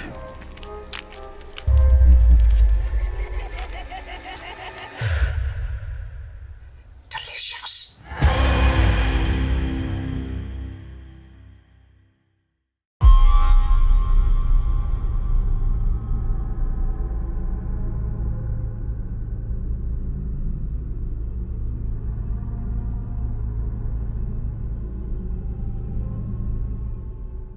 All right, this next one is from the glorious year 1985, and it is a sequel of sorts made by Disney And this is a weird-ass movie. It is Return to Oz, starring Frederica Bulk. Yeah, why? Why her, or just why a sequel to Wizard of Oz in 1985? Why everything? Yeah. The funny thing is, I knew these were based on a book, but I guess I really didn't look much into it. But you said there's 6 books, and this is a combination of 2 of them. Yeah, okay. So I thought that there were only like 6 books, but there's actually like 14. I actually had to look it up after we watched it, because my whole life I've always confused Narnia and Oz. Okay. Because I read them both at roughly the same time, and they both have a line in them at some point. Okay, so there's 14 Wizard of Oz books. I'd say about 14. Okay, Yeah. so the plot here is, geez, I forgot her name for a second. Wendy, right? Wendy. Sure, yeah, Wendy. Dorothy. It's Dorothy. Yeah, Wendy on her quest to help Dave Thomas. Rescue These burgers aren't good anymore. the Buford Okay, from... Dorothy Gale, which I don't remember ever her saying her full name, but they keep calling her Dorothy Gale in this one. Frederica Bulk, she's back on the farm. It has been destroyed by a tornado, and she's constantly she's worried about the people of Oz. She wants to go back and help them. Her aunt and uncle in this one are actually played by Piper Laurie from Carrie and Ruby, and Matthew Clark from Culpeper County Company, and Pat Garrett and Billy the Kid, Will Penny. He's just a kind of a Western genre actor that pops up in a bunch of stuff. Kind of blew my mind that he played her uncle in this one. So that was very nice. Right off the bat, we got 2 kind of genre actors popping up in here. Character actors of sorts. So essentially they take her to a big city doctor to help her with her sleep, and they want to give her shock therapy. Right. This is like right at the turning of that. I guess it's kind of a new thing. So we have this kind of crooked doctor. Her and another girl try to escape. They jump in the river. They fly down. They wake up in, she wakes up in like a pool of water in Oz with her beloved chicken from the farm, Belinda. The talking chicken in this one. Toto, not in it. Got left at the farm. He's broke busy. My heart. But so this is a weird movie. Some evil master has taken over Oz, and he's turned everyone to stone that she loves. So the Tin Man, the Lion, they're all missing. The Scarecrow's being held captive. But she meets a new array of friends to try to help her face off against the evil, which is this, I don't remember his name. The Gnome King, which... As a kid, I always read it as Nomi King. Nomi King. Yeah. But he's, so you thought it was David the Nomi? Oh, yeah, I didn't. No, because they, in the book, it's... Nomi. Because Gnome is Gnome, but in the book, it's Nome. So I'm like, well, it's Nomi. And then, like... Until we watched this movie, I'm like, oh, it's Gnome. You really thought he was the Nomi King? I mean, I only read it. I never watched the movie. So the people she meets are really strange, and I didn't know that like these characters were going to be in here. I just glanced at the cover and went, and I didn't really pay much attention because I knew I wanted to watch it. So we have TikTok and Jack, who is a pumpkin man, and the what's his name, the Goob or the Gob or something, the Gruff. Grump. Yeah. This is a crazy movie. Mm-hmm. But essentially she runs into all sorts of, like crazy things like a evil desert and these crazy wheelers that I don't know what the hell they are. Must be the most uncomfortable thing ever as an actor to be in. And an evil witch. Or she's a witch. She switches heads. Yeah, she is a witch. But she's not one of the wicked witches. She's not one of the witches. Yeah. So, and these are all people in her real life, of course. So it kind of goes to the very end. She finds a scarecrow, and he's been turned into an ornament, and she has to stand off against the Gnome King, who is real cool power. Where like he has a stone man who like appears in all the stones, kind of like the mirror. The mirror character, and what is it? Is it Sleeping Beauty or Snow White? Mirror, mirror on the wall, who's the fairest of them all? That's Snow White. That's that character, the stone character that looks around for the master. Like he can appear his face in any stone and listen to information. He reminds me a lot of that mirror, mirror on the wall character. They remind me a lot of some of the characters in Labyrinth. Yeah. There's the door knockers, obviously, but then there's like the whole scene with when Jennifer Connelly's falling down the hand tunnel, and all the hands make faces, and like talk to her, and that's kind of what he reminds me of. It's fantastic to watch. And the end of this one, when they face off against the Gnome King, and they have to guess who the Scarecrow, which ornament he's been turned into in a bunch of ornaments, is a really cool scene. It reminds me of that kind of stuff like Indiana Jones and the Last Crusade, where you have to choose wisely or your fate is sealed. They kind of do that and make all the characters go through. It does the thing too, like we know how the Scarecrow actually was smart, and the Tin Man had a heart, and the Lion had his courage. Like TikTok is like, he doesn't have any feelings. He doesn't, you know what I mean? But he literally is the most intelligent, heartfelt, great character in the whole movie, and they know TikTok's the fan favorite. Oh yeah, yeah, and he's a badass. He's like this Tin Man that you wind up. And he fights and everything, but he has like a thinking wind up, a fighting wind up. He's really awesome. But I honestly want to say who steals the show besides the kind of monster characters is the Gnome King. Oh yeah, absolutely. That's such a brilliant villain performance. Yeah. As they guess wrong, he gains power and he becomes more and more real. His thing is he must turn everyone from Emerald City who remembers Emerald City into stone so he can become a man. Right. That's his deal. So he's constantly like changing from stone to man, and it's just really cool special effects how they utilize that. And generally kind of creepy. The lightning that they used throughout this entire movie and the loud noises, the surround sound was excellent because there's a giant storm in the beginning. It makes you jump. It's really crazy. And one of the creepiest moments is when they actually she invades the witch's house who has like all the heads, and so like all the heads are watching her in glass cases as she walks around, and like it's really cool and different. That kind of whole idea that she puts the heads on and remembers different things blows my mind. Right. Is her name Mombi? Moby. Moby. Mombi. Mombi, I think. Yeah. Mombi. Mombi. Yeah. Yeah. She's fantastic. I love her design. Like. Even her, like the body part, like what she's wearing, because when you see her, she has a different head, obviously. Yeah.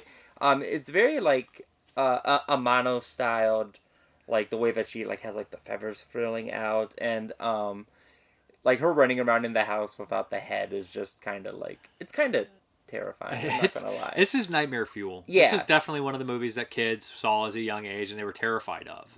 I did one a few weeks back, that really weird. Mother Goose movie, and this is kind of similar. I bet kids had nightmares of that, but this one more so for sure, because it is scary at times because the characters are in peril and you think some of them are gonna die and not be okay. Oh yeah, there's I can't remember what the desert's called, but it kills you if you touch the sand. You turn to sand. Yeah, you turn to sand and you're dead. And like I think one of the Wheelers falls into it at one point. Yeah, and we're like, and I'm like, holy, okay. It's a high adventure movie too. Oh, but yeah. There's stakes. It reminds me of stuff like Indiana Jones and Star Wars too, in some ways, in this fantasy world. I really like it. It makes me think of like Never Ending Story, The Labyrinth. And I think it's good. I know it's got kind of a weird rep for being just kind of batshit crazy and nothing else, but I think it's one of the better kids movies I've saw that still holds up. I mean, like, you kind of if it's a kids movie and you didn't grow up with it, it kind of has to have such a weird kind of thing to it, like this or Peanut Butter Solution, that's got to hook you in, that you got to think who made this and why. But at the same time, it's just if that's all a movie has going for it, like who made this? Like, it's not gonna be. It's not doesn't really surpass anything. But I think this is good. I think this is entertaining and just weird, and it actually made me think a couple times, like, oh wow, what I never think I saw a character who could switch heads and not remember everything. Right. It just remember certain things from the head. Yeah, like depending on what head she has. Yeah. She remembers like, oh, I had the key over here. Ozma's in it, which if you don't know Ozma is in, but like I like the character Ozma. She's the Queen of Oz. What there was something else I wanted to add. The entire time watching the movie, I'm like, fine, like this is a fun little adventure. It's kind of scary at times. And then, like, for no reason, at the very end, Dorothy's like, I didn't say goodbye to my friend. And she goes up to the lion, who is literally just a lion. And they look so weird. Like, the lion, the Scarecrow, and the Tin Man don't look like anything. They're just like weird puppet men that eyes are like this, like. Right. And then like she's like, "I'll miss you," line, and like I just like teared up for no reason. I'm like, what? The lion wasn't even in this movie. Like they showed his statue once for like 10 seconds, and it's like it's definitely some music cue probably in there, and his goofy dumb face like, huh? Right. But I also think that it's kind of scary right off the bat. Like, you know, The Wizard of Oz by heart. I'm sure everyone's seen it, but then you get to this world, and this isn't the Wizard of Oz that you know. No, like, the lion and the Tin Man and the Scarecrow aren't there to help you. Right. Toto's not even there. She's completely. She's got a talking chicken with her, which actually has some of the best animatronic work. Like sometimes the chicken looks real. It is a real chicken, and then sometimes it looks very real. Right. I think it does, but that poor chicken got the hell They're beat just out of it. throwing They're it just around. running up the stairs with it and shit. The actress that plays the witch, she's fantastic. She also plays the nurse in the beginning, I think. Oh yeah, but it switches a couple times. Yeah. The head switch on her though. Right, but I really liked her. I think the final head that she wears is the nurse head. It's not. No. Oh, I thought it was the same. No. Like when she goes up to the Gnome King, that's not the nurse. But you know what's funny? No, I don't think so. Oh, okay. No, it's a dark-haired woman that's the second head. I think is who the nurse is. Is she it? chases him out and stuff. She has dark hair, not red hair. No, does the nurse have red hair? Yeah. No. The main villain at the end has red hair, and the nurse has the dark hair. Okay. You know what also people could say is like, well, Dorothy actually never went to Oz a second time. It was a fever dream in the first movie, and it was shock therapy in the second. You know, you could say that. If you look, I guess if you watch the movies, you can come to that conclusion. If you read the books, shock treatment. I mean, that's a fantastic movie. Which Rick Mayall should have played all the Wheelers, by the way. He could have been a Wheeler, a very good one. I did think one was Kurt Fuller for a second, but no. But no, in the book, it is quite apparent that Dorothy goes to Oz, and she says Oz several times. Fever dream and shock therapy. I just want to see the crossover where they shock therapy McMurphy from One Flew Over the Cuckoo's Nest, and he's in Oz. I'm going to make some inappropriate comments, so I'll just trying save to sleep for with all the another young day. girls. Right. He's such a bad guy. All right, but good movie. I'm good on this one. You? Yeah, go watch this one.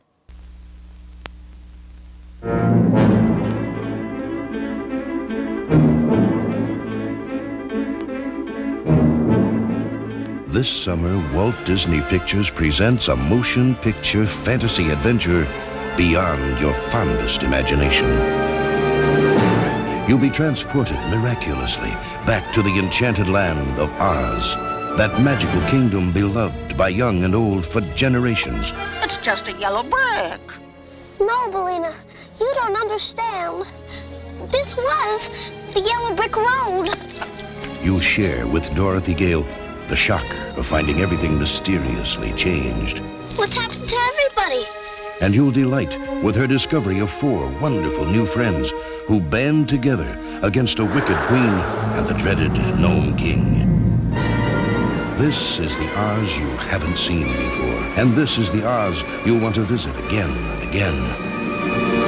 From Walt Disney Pictures comes a whole new world of entertainment. Why don't we just fly back to Kansas? Return to Oz.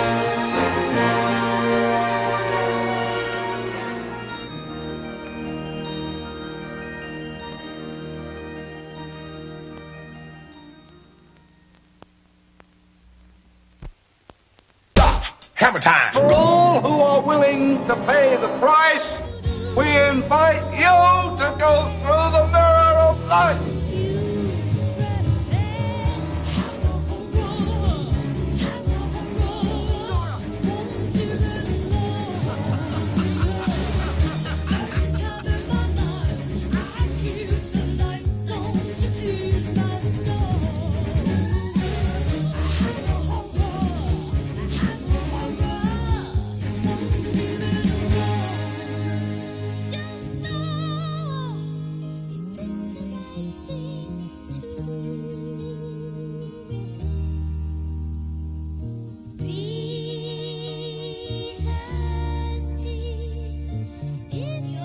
Come if you dare. Okay, it's time for Hammer Time. And we got Lust for the Vampire. This is directed by Jimmy Sangster, who wrote a bunch of these early on and directed a couple as well. It stars supposedly Ralph Bates, who is not really starring in this movie, but he's listed as he stars in this one. Ralph Bates is in Dr. Jekyll, Sister Hyde, which is next week's movie. And, he was in Taste the Blood of Dracula, Horror Frankenstein. So, yeah, he must have had some kind of name recognition going into this one. This is the second of the Karstein trilogy, and some of the rules do apply. Some of the characters do come back, which was very surprising and refreshing. Yeah. What we have here is kind of an isolated girls' school, which it just screams very European horror film. You know, House That Screamed, any Dario Argento movie, all girls kind of school. And they're kind of isolated out in the middle of nowhere near the old Karstein castle. Yes. What happens is, in the very beginning, the Count, who is in the previous movie, the guy riding the dark horse, and the Countess resurrect Carmelia.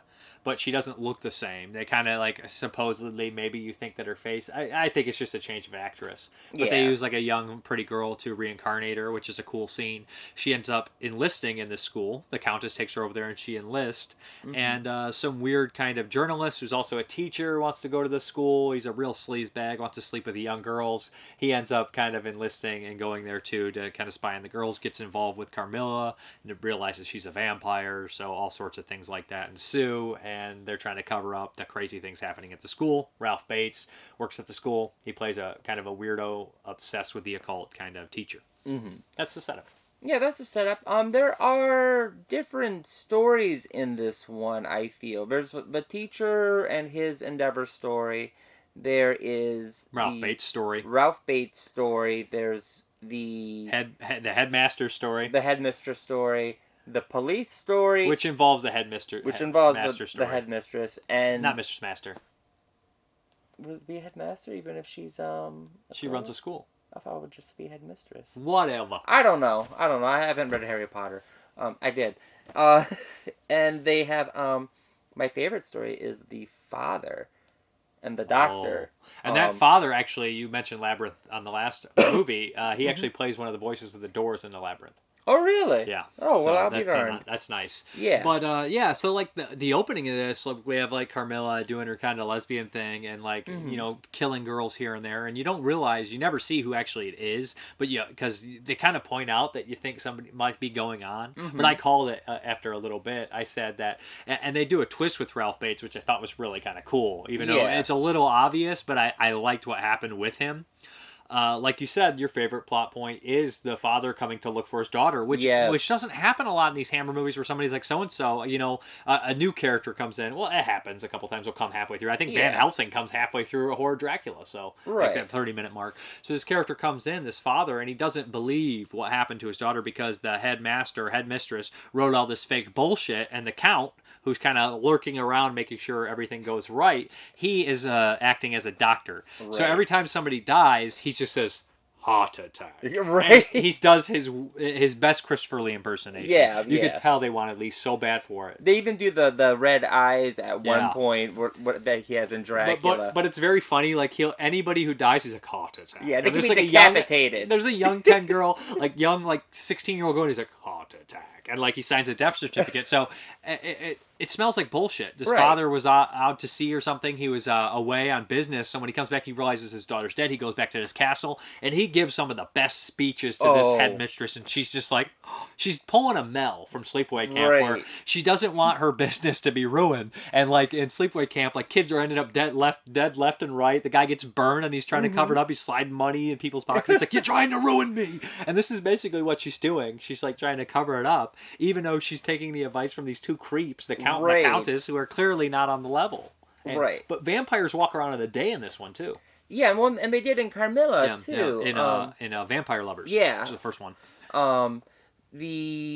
The butler in the first one plays the inspector in this one, and he has the same demeanor. Same demeanor. He's just a jerk. He's only a jerk when he's provoked, and that's why it's so cathartic when he actually becomes a jerk, because he's only making being rude to people that are complete pieces of shit or assholes, or being like, he's like, so why didn't you call that this person was dead? And he drills into this headmistress.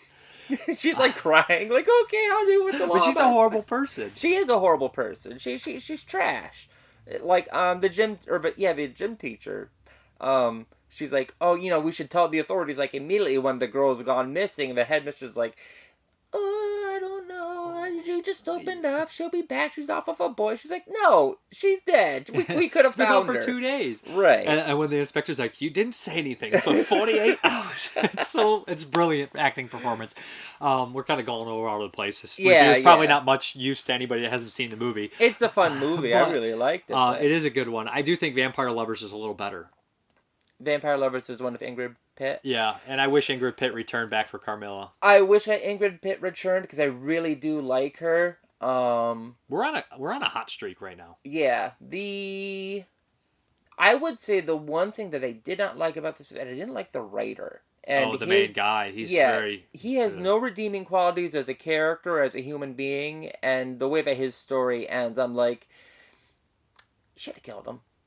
Should have killed him. Should have killed him. Should have been. Yeah, because Hammer's no stranger to the dark ending. Right. Yeah. Not at all. And he's kind of a piece of shit in the whole movie. Yeah, he's despicable. Yeah, and like I don't know, is that like me being like a woke person in 2020? He invades a school to try to sleep with a bunch of 16-year-olds. Right. And the guy who has his position, he sends off on a wild goose chase, which is a hilarious scene. Right.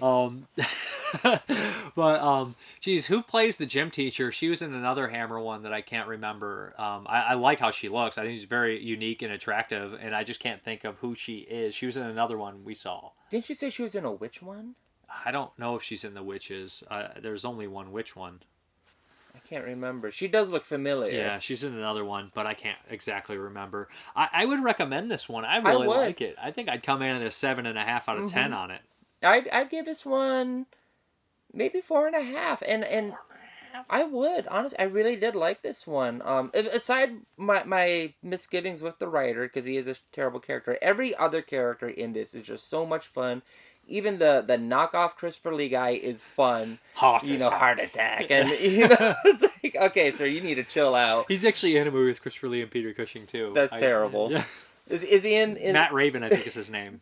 They should get, what's that guy in Scream, and Scream Again? The Scream and Scream Again. The guy that, if you ever watch the trailer of Scream and Scream Again, they'll be listing all the people, and it's one of the rare movies where the big three are in there, and it'll be like Christopher Lee, Vincent Price, and Peter Cushing, and they're showing a face of each of the actors. And when it gets to Peter Cushing, whoever edited the trailer was a fucking moron, because they put this other guy in there, who I think it might be the guy from The Man Who Could Cheat Death. I think it is. And they put his face in there instead of Peter Cushing, and it's like he's in the movie predominantly more. Peter Cushing has a tiny role, but it's just like, you moron. Like, they had like the same haircut. Yeah, maybe. But I mean, the jaw lines, nothing looks alike. No. If somebody had like face blindness, right? They didn't watch any horror movies whatsoever. But we're trailing off here. Yeah, I know. But that guy's like the equivalent to Christopher Lee. Yeah, this is exactly what this guy is. But no, I thought that every character did a fantastic job. I would give it 4.5. I really did. Maybe I'll bump it up to 4 if I rewatch, because I really liked it too. Mm-hmm.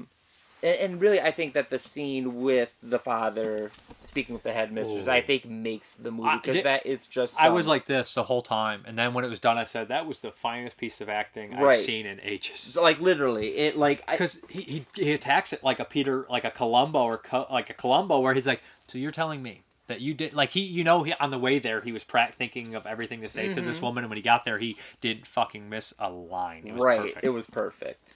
So I'm going to read... You want to go first? What book do you got there? Tear on Tape by James O'Neill. He gives out of 4 stars. Yeah, 4 stars. He gives... Was the blank star a half? Yeah. Or, okay, so he gives us 2.5 out of 4. 1971, 91 minutes. Lesbian vampire Mrparka Karnstein, Danish dish Stensgaard, is revived by the blood of a peasant girl and goes on a rampage at a girls' finishing school next door to a ruined family estate.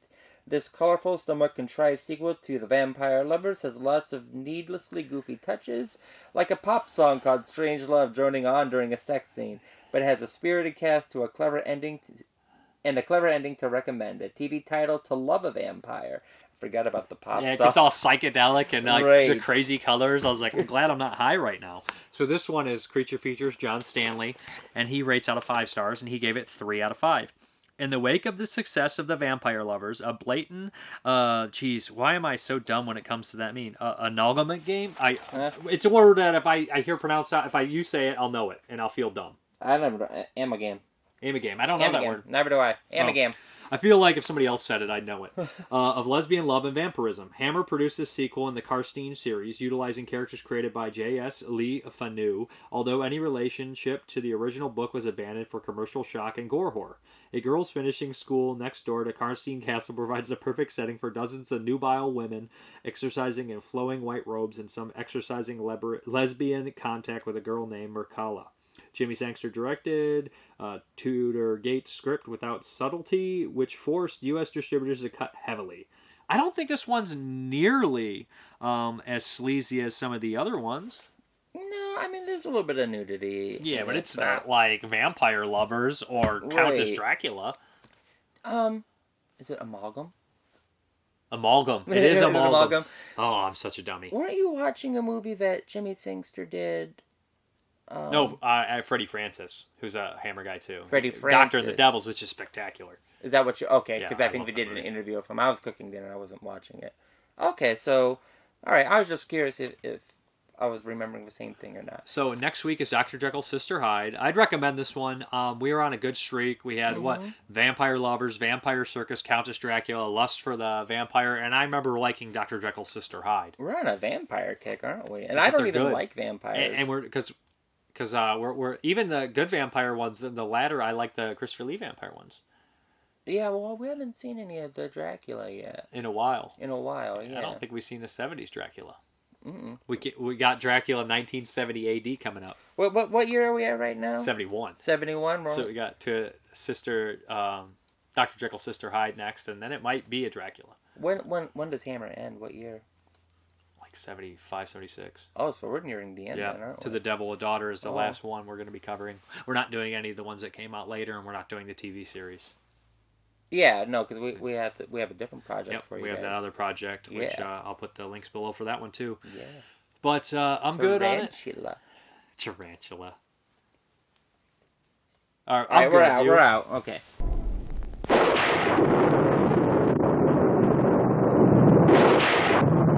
If the very thought of vampires makes your flesh creep.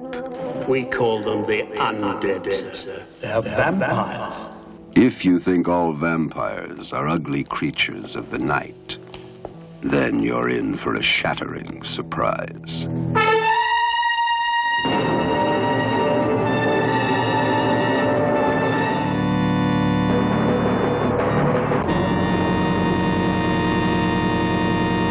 Turn now this fresh, warm blood into a body of thy making. Welcome to the most exclusive finishing school in Europe, where the quest for knowledge continues long into the night. You see, I have studied your magic. I know the black art, and I want only to know more and more. Here, the masters are quick to recognize an outstanding pupil. The portrait of Camilla Karnstein. Died 1710, 120 years ago. And do you know who the portrait was of, Mirkala? It was you. Welcome to the finishing school, where they really do finish you.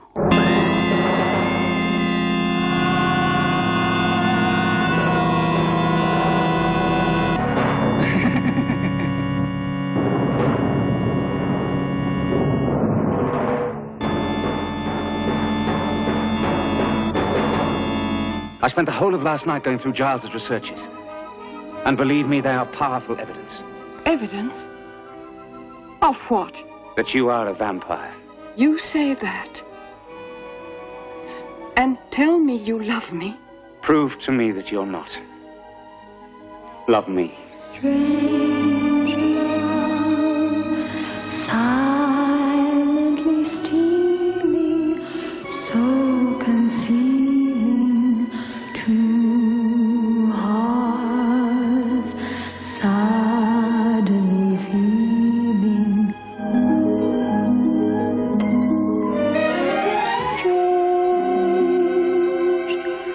Strange. I only want to serve you. Please. Okay, guys, let's get into these questions. Okay, we have David Leather. Another awesome show, thank you. I used to own many Something Weird videos. I lost them through circumstances. I miss them. Did they go out of business? Do you have them in your vast collection? I do have some. I've gotten rid of some that I've upgraded on Blu-ray. I know a lot of people don't do that. I don't necessarily think they went out of business. I do think the owner or the founder of Something Weird passed away, but I do know that they might have sold a lot of theirs to EGFA Films, so I don't know exactly where they're at, but their website's still running. I don't think they produce any more Blu-rays, but I think they do have like a vault of movies that they do possibly give to other companies or license out. I'm going to go grab some of the ones I have here and just show you what I still have left, because a lot of them have been upgraded on Blu-ray. Looking at them right here, it's just a handful. Like I said, I used to have a bunch more, but like I said, I upgraded a lot, and I just don't have the room to keep them. But we have this one, A Box of Blood, right here. Bloody Pit of Horror, Carnival of Blood, Curse of the Headless Horseman, Bloodsuckers, and Bloodthirst.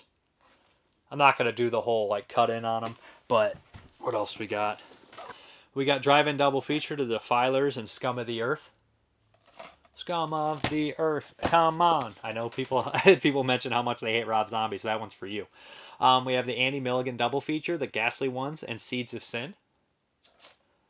A lot of these aren't even opened. See, because I kept the ones that I haven't even opened yet, and a lot of the other ones I've upgraded and watched. Freak Show box set, Frankenstein's Castle of Freak, She Freak, Blood Freak, and Basket Case. Of course, I have Basket Case, but I don't have any of these other ones on Blu-ray. So, and then what else do we got? The Mad Butcher. Look at that guy. Love the mustache. Love the facial hair. Double feature of An Orgy of Terror, Night of the Bloody Apes, and A Feast of Flesh. See, a couple of these are video nasties that never had releases in the States besides that. Rattlers. The Thirsty Dead and The Swamp of the Ravens. Ooh, that's going to be a terrible noise for you guys. I am sorry. Hold on, I'm going to redo that one. So if there's a cut, we have The Thirsty Dead and The Swamp of the Ravens. Then we have This Stuff Will Kill Ya and The Year of the Yahoo. Which I think that I actually have both of these are, Herschel Gordon Lewis set. So, yeah. So that's all I have. I'm going to walk away like an unprofessional asshole now and put them back on the shelf because I am a crazy person. But what are the other questions? Hopefully that was all right for you.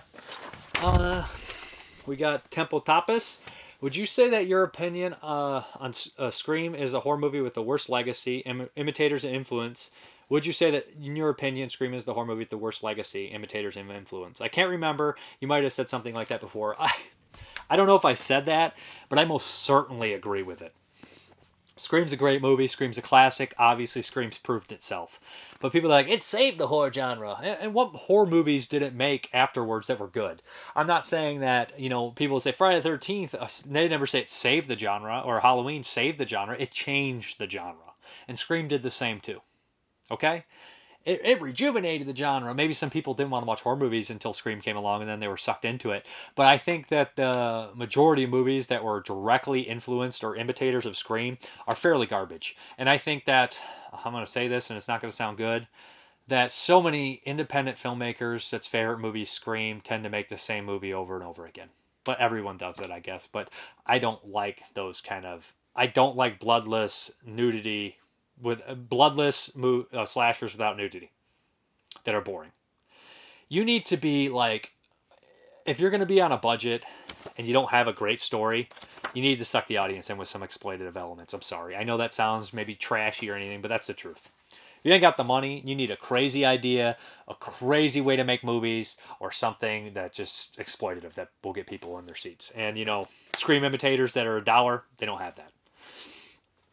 Front desk Matt, is that Lawnmower Man the long cut or the short cut? It's both cuts, Matt.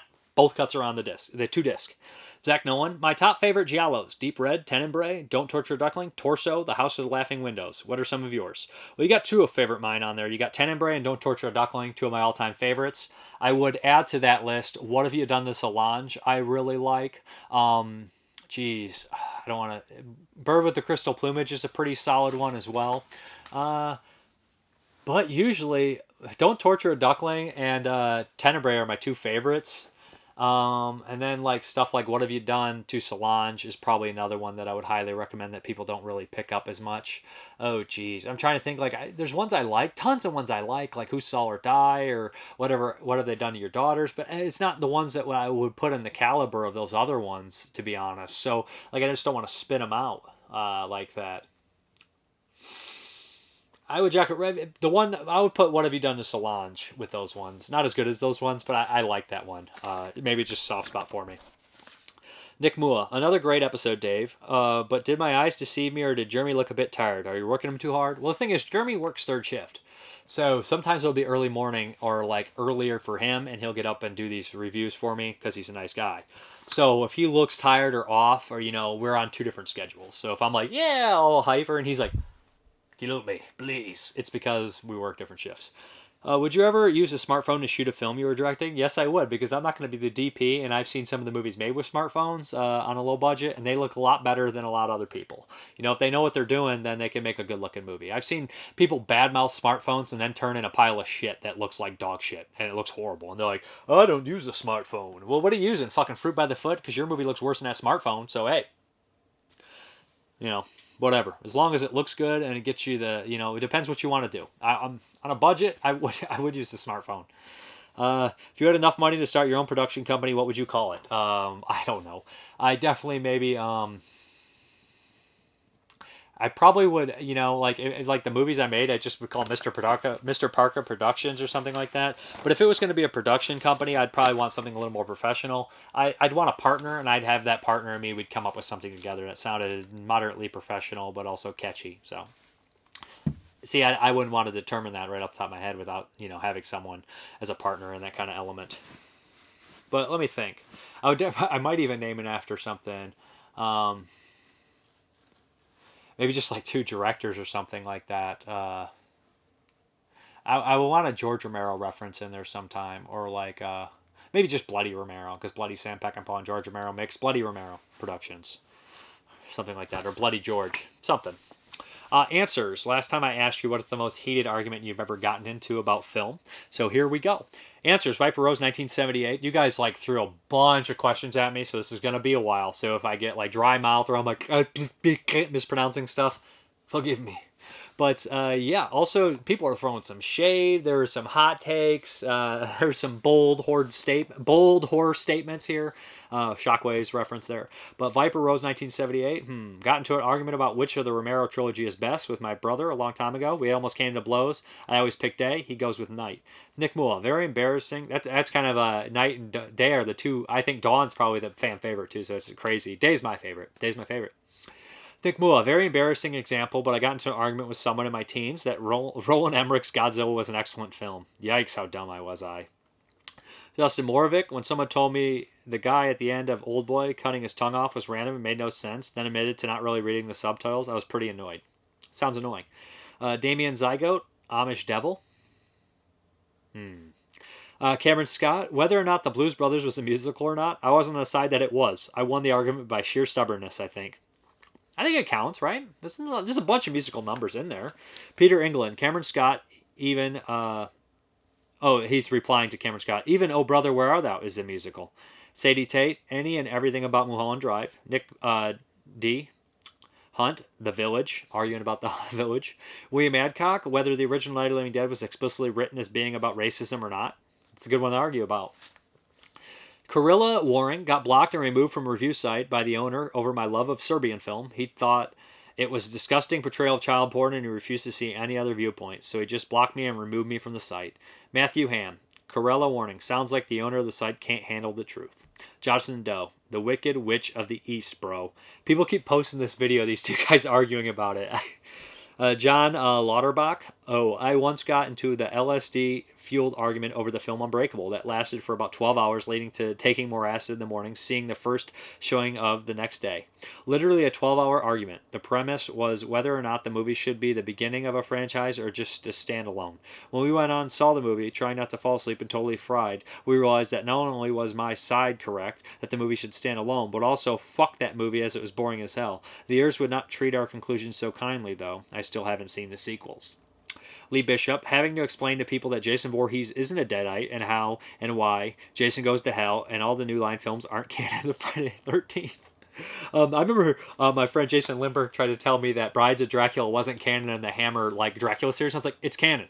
It's not even an argument. Hammer puts it in canon. It's canon. According to Hammer, it's canon. According to you, it's not. I'll take Hammer's side. And Jason Lindbergh. End. Zach Warrett. When people try to say 28 Days Later is a zombie movie, people need to, when they say 28 Days Later is a zombie film, they need to say, it's not a zombie movie, but all intents and purposes it's a zombie movie. They're not zombies in there, but kind of like 30 Days a Night feels a lot like a zombie movie, but they're vampires. It's like the same kind of setup, Like the way zombies are used is the same way the infected are used in 28 Days Later. So people just lump it in with zombies. And I don't really care. I'm not going to die on either hill. I don't really give a shit. But I understand why people get annoyed by it. Dustin Mills. Back in high school, one of my older friends introduced me to her boyfriend, and within minutes he was treating me like an idiot for loving dog soldiers. It was more about him being a dick about my opinion than the actual movie, but I went off on him and then she never really spoke to me again. LOL. Good riddance. Long live dog soldiers. Peter Englund. At the time, which was one of my best friends, about which is horror and not. It started with The Targets, 1968, Road Games, 1981, Perito Durango, 1997, which in my opinion are horror movies. And then from movie to another. In the end, he even said Psycho, 1960, and Night of the Hunter are not horror movies. Brian Sadler. How The Hunger Games is a preteen ripoff. Yorick Dolphing. Sylvia Scumbag. Mike Merriman, getting physically ill over some people's love of the Nightmare on Elm Street remake. Amy Fox Goodwin, probably either Fulci versus Argento or Violent Shit 1 or 2. Probably. That cracks me up. It's like we got Fulci and Argento. It's like, okay, Violent Shit 1 or 2. I think he spent more time arguing about those movies than they did making them. I'm just kidding. But everybody knows the answer is Violent Shit 3. Virginia Shine. In general, many arguments. She's making a joke because we were making a joke about that at Wasteland. Violent Shit movies. Virginia Shine. In general, many arguments, many films about time travel and inaccuracy. For me, as long as it's believable within the world of the film, it's all good. Sometimes for some people, that is not enough. I mean, if you're watching a movie about time travel, there's no way it can work. In reality, you got to suspend your belief. Your disbelief. It's not going to be. It can't happen.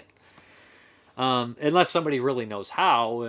I don't know. I'm not smart enough to understand it. Rebecca Reinhart, Virginia Shine, I'm with you. If a film sets up its world where blueberries are green and they never veer from that, then I can accept that blueberries are green. Abigail Dagon, or Dagon. I have been pretty intensely verbally attacked online because I love Lucifer Valentine films by people who think they're experts on his personal life because they watch some of his movies. There are people who generally dislike me because I consider him a friend. Ha ha ha. I'm iffy on Lucifer Valentine's movies, and you hear these crazy stories about him, but I guess what is true, right? Is it all part of the persona that he's putting out there? I guess that's the mystery of it, but I wouldn't hate somebody because they're friends with somebody else. That's just weird. That's some high school shit. Well, he likes him, and I'm not going to that wedding because they're going to be there. It's go fuck yourself. J. Alexis, Abigail Dagon, we became friends based on this. Not me attacking you, but you educating me about him. I would like to meet him, but not. Just for the mystique. Randall Noel, oh wow, I've enjoyed his work. Although I haven't seen everything yet, I still need to see his fourth film about slow torture puke chamber and the one that black metal veins. They're going back and forth about this. So let's get into... Lexi Everett, I imagine it has to be something about a Serbian film, The Human Centipede, or having to explain to people that no, Evil Dead 2013 is not a remake, or having to explain the difference between remakes, reboots, and sequels in general. Also, more recently, a lot of people seem to have forgotten what a snuff film is. Yeah, if the movie's not actively made to make a profit, it's not a snuff film. Faces of Death, not a snuff film. Also, Evil Dead not being a remake, technically the end has Bruce Campbell, so they say it's not, and that you do see the vehicle, right, from the original Evil Dead, so it technically would be a reboot, right? A reboot, somehow. It's not a direct sequel, maybe even a sequel, but more of a reboot. I don't know, because it doesn't... Whatever, the reboot thing is just insane. So let me know, what would you consider the Evil Dead 2013? Then we have Barry O'Connelly. O'Connell, I have long praised the virtues of Halloween 3 years before it got the reevaluation it deserved. But before then, I got into many arguments about it. And that's funny, even as a kid, like, everybody like, that one's a shitty one without Michael Myers. And now it's one of the better ones of the series, pretty much by everybody considers. So, Jason Lindbergh, getting in a dude's face after he and his woman blathered all the way through the witch and then stood up at the end and said, "That's it." Totally ruined my first viewing of that film. A lot of the reason I don't go to films like that in the theater anymore. Then these two guys named Dave and Dustin who insist on hating Chud. Man, I just want to kick them in the butt. I don't hate Chud, okay? It's okay. I give it 3 out of 5. I don't hate it. The concept's way better than the actual movie. And then Dustin Mills says, Bud the Chud forever. And then Zach replies to Dustin, my favorite part of this song is when he says, Bud the Chud. And Dustin replies, the theme song is the best. I love Chud 2. I know people hate it. I don't care. Yeah, it's an awful Chud sequel, but who cares? Chud's not that great anyways. But what it does do, it is a great sequel to Return of the Living Dead Part 2, isn't it? My hair is killing me right now. There we go.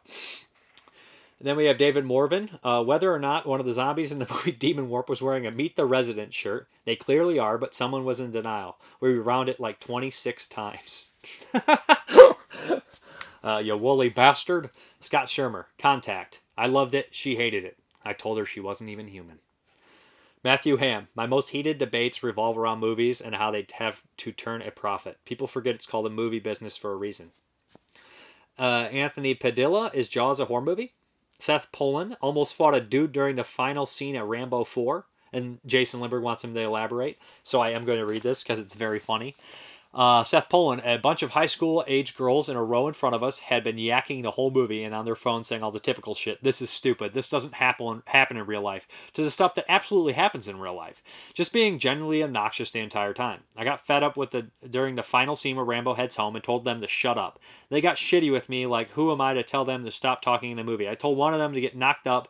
Some guy down the row from me then yelled at me to shut up in the middle of this testosterone-filled Rambo movie and the situation building. I told him to simply fight me. He turned around and didn't say anything, and after the credits rolled, I saw him outside smoking, and he wouldn't even make eye contact with me. I was still so mad about everything. And then Jason goes on about bad movie experiences. Oh, he goes, I have no idea why some people go to movies and watch certain movies if you were constantly comparing the movie to reality and what could or couldn't happen. Maybe movies aren't for you. I've got 2 friends that do it and won't accept certain films with them anymore because of it. I immerse myself in almost every movie, every film, and it takes me out when people say, he would have died quicker, or why would he go down in the basement? And then Randy Noel, normally I see heated debates over which films are the most disturbing. Nick Anderson, whether or not Batman vs. Superman sucked. It does, though. Levy Everarts. Levy Everts. If I had $1 for every single time I argued with someone about Batman vs. Superman, Man of Steel, and the fucking Snyder cut of Justice League. Joseph Conway, Leatherspace. Johan Eriksson, not a film, but MD Pope. Ooh, not even going to touch that one. Jordan Bibby, the original Texas Chainsaw Massacre is overrated. That's a funny way to say underrated. Bill Casanelli, the show we did on Ma. Dude, that on Horror Mafia, that podcast was insane. I don't even want to get into it because I don't know what the court of law would consider that, but it definitely was illegal. Michael Honeycutt, before I became a manager at the movie store, my old boss would try to argue with me that Drive was a bad movie. Not in my house. #Drive. Chris Leppert, he just showed a gif of a long list. Rebecca Reinhart, I'm embarrassed to say our podcast on Happy Death Day 2 ended in a heated argument. 2 out of 3 of us were caught a little off guard. Keith Voigt Jr., probably trying to explain the merits of a Serbian film in college. Maureen Kern, Fair Baron, Star Wars. Jason Higgins, sadly someone trying to defend 1998 Psycho. Jonathan Knight in high school over why The Toxic Avenger was better than The Godfather. This poor film nerd almost had a heart attack. I'd love to see that argument. Like, even if you don't believe it, just being like, yeah, what's The Godfather got? Toxic Avenger's got a mop, bro. A mop. Just go nuts on it. Just saying stupid shit. I love that. Allison Egan, The Wicked Witch of the East Pro, she posts that same video. Alex Powers, Last Jedi. Randall Hack, I can't allow myself to get into arguments over movies. Smart man. Paul Gartis. My constant hate towards Rob Zombie and his wife and his scripts, his actors, ink, etc., etc. All of it. When I hear people trying to stick up for his juvenile ass, I immediately jump in for a good old Rob Zombie fight. And then Shasheen Barbarian, same. I hate Rob Zombie from his garbage music to his atrocious movies. I hate when I find out someone that I like, enjoys Rob Zombie because it makes me think less of them. And then James Bett Jr., are you like a 12-year-old? It really bothers you that someone likes something you don't? World would be boring if everyone was like you. I like Rob Zombie's movies. Now, I don't like 31. I do think that is a piece of shit. But I am leery. I used to love Devil's Rejects. It's been like 5 years. I wonder if I rewatch it, how I'll feel. Shane Glass, over Rosemary's Baby. I think that it's one of the worst movies ever made. That can't be right. Edward Payson, the original Halloween sucks. We're throwing some hot takes now. It's just like, got hate for the Texas Chainsaw Massacre, Rosemary's Baby, Halloween. I understand. I get sick of hearing about some of the classics too, because there's nothing else you can say. Except passing and reference, Matthew Hudson, I just get annoyed and yes, sometimes angry or heated if people try to tell me it is possible to judge films objectively. It can only be subjectively judged. Yes, most people probably will say The Godfather is better than The Room, but there's no clear-cut way to prove it. Yes, there is. I'm just kidding. Derek Bourgeois, when people don't respect the legend as Jeff Goldblum, I'm like, why? Dude is a stallion of films. Boots hates Jeff Goldblum.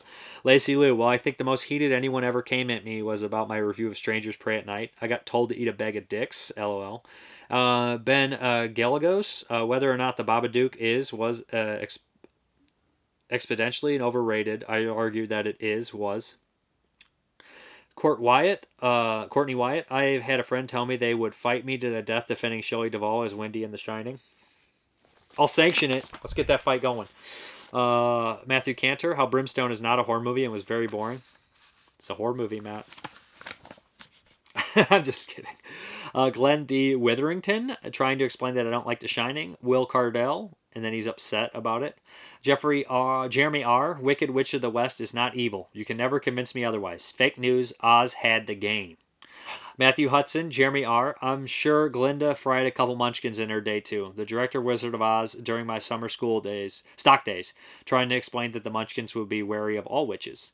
Rashish Brown race. This would sound nuts, but I have addressed in the past that more black race, he says. That would sound nuts, but I have addressed in the past that more black African American needs to be a thing. Social commentary address. Let's just say I created a rip in space-time and racial division. LOL. Turns out some people are very or for or against Jordan Peele's social commentaries. Your friendly neighborhood 5%er stopping by. Peace to the gods. Honestly, though, I don't mind social commentary movies at all. As long as it's well done, or just because if it's poorly done, it just becomes embarrassing. But if they're like a legit, like well done, or it's just a good movie, good. I like it. I don't mind it. But like if it's poorly done, is when it starts to get taxing, right? But that's in anything. That's with anything. So it just with social commentary it becomes more embarrassing if it's poorly done. Robert Barry Francos. Whether Brian was supposed to be Jeebus, I said of course not, and the other person threatened physical violence. So stupid. Allison Hudson, that the Gremlins and Falcor are terrifying. Jason Ryan, I think she means Gizmo, because she hates the little like sweet creatures from the 80s. Jason Reinhardt, I would say that Jeepers Creepers movies, not so much movies, but the past of the filmmaker, apparently because he's a bad guy we can't watch or enjoy his work. Adrian Hall, where to start, haha. John Glow, a friend of mine told me that the new Freddy is better than the old Freddy. That got me pretty heated. Mark Frado, haha, probably when one of my friends called me a film snob for hating Men in Black 2.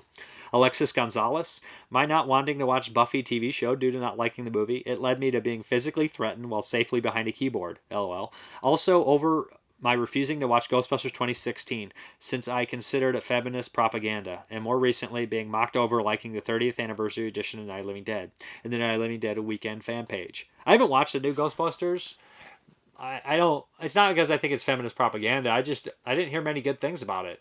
And I don't know if it's any good or not. I just didn't have time for it. I didn't for a while. If it's not a horror film, I don't typically watch very many new movies. Will Cardell, Halloween 6 is actually good. Josh Riggs, none. I end them completely with it's fake and scripted. Nothing you can say changes anything, and everything happened the way it did because the script said so. No argument. So ended. Lester T. Jester, literally anytime I talk about Star Wars. James Bett Jr., mostly defending myself for liking Rob Zombie films. Pathetic that I even need to. But yeah, in short, fights with horror elitist. He's referencing the comments earlier. David Gibson, not really an argument, but when I first started my Sadistic Cinema podcast, our second show was going to review a Serbian film. My co-host at the time had never seen it. I told him to watch it and let me know what he thought. He and I talked daily, and after I had not heard from him for a few days, I messaged him and said he said he was so mad at me for recommending the movie, he was contemplating leaving the show. He got over it, but asked the film not to be discussed, so it's become a running joke to call it the film that remained nameless. Tom Brunner have never had anything remotely close to a heated argument over a film. If we're friends, I respect and encourage difference of opinion. If we're not friends, I don't give a shit what you think about anything. That's good. That's a good way to think, to be honest. Jason's Jacobs, the ending of Inception, and Willie at Peeping Instead from Twitter, defending Ghost in a Shell live action. Probably hella people still swear it's the most racist film ever made. Oh, I'll say a couple I had. I argued with someone, I don't know why I even bothered, about the possibility of Oliver Stone being inspired by Cannibal Holocaust. And, it's pretty stupid, but I was just like, I just wanted you to say it's possible. But they wouldn't even give me that. But there's stupid shit like that. It's funny, though. You might get annoyed when you're doing it, but then you think back, you're like, that shit was funny. Okay, and then we have question of the week. Favorite horror movie tagline. I want to know your favorite horror movie tagline. But I also want you to make up a tagline for your favorite film. Well, I'll think of one for Day of the Dead real quick. I don't know if this is one of the taglines. The original one is the darkest day of horror the world has ever known. But you could say something along the lines of even the dead have their day, or something like the dogs have their day, or something like that. Even the dead have their day, or some shit like that. It might even be one of the taglines. But I guess we're going to hop into the update. Here we go. Let's hop into this update. We got the Blu-ray edition from Germany of The Golden Glove, and this does have English subtitles on it. So if you want to grab this, it is English friendly. I believe it is a region B though, so yeah. But yeah, this is a crazy movie, really nuts. My understanding is it does have English subtitles though. We have The Wrath. I basically got this from the buy two get one Target sale. Good price on it.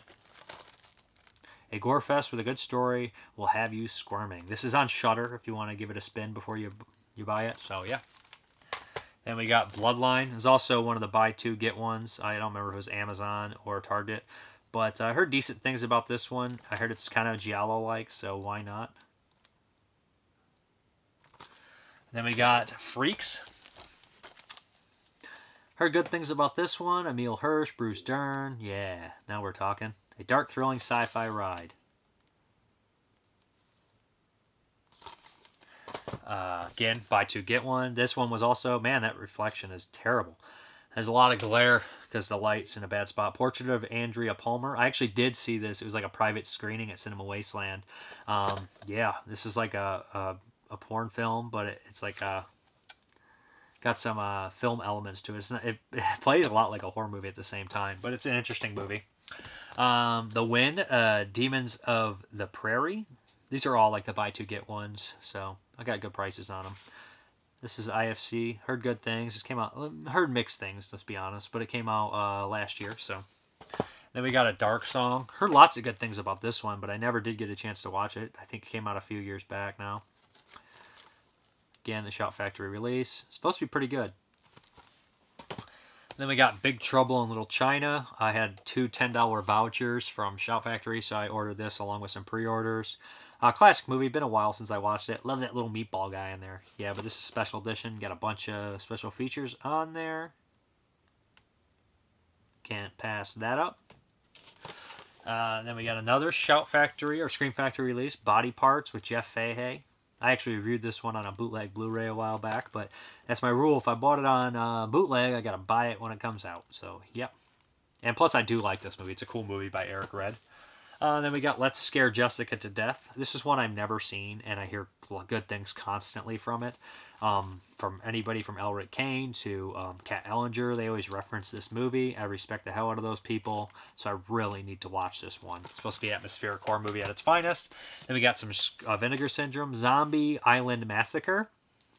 This is one title I've heard about for years, but I've never watched. I'm a big fan of zombie films. So I've always watched all of them, and this is one that always popped up on names, but never a recommendation. So I always knew about it, but I never watched it. So I think it was a Trumbull one. Oop, I'm a klutz today. And we got Flesh-Eating Mothers. I have seen this one, but it's been so long. Another Vinegar Syndrome one. I remember being okay with it. They bit off more than they could chew.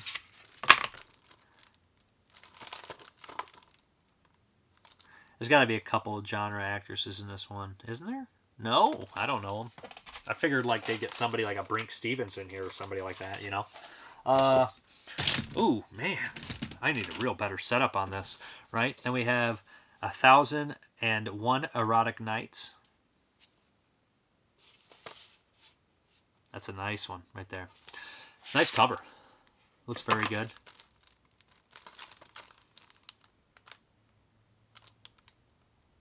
And last, but hopefully not least, we have another Vinegar Syndrome title coming up. We got Justine. Now, I did have Hard Soap on order, but it was pushed back, I think, because some issues, but it's still coming eventually. From the cravings of a young girl's dreams to the maturing of a woman's passion. We got double check, make sure these aren't too pornographic on the cover.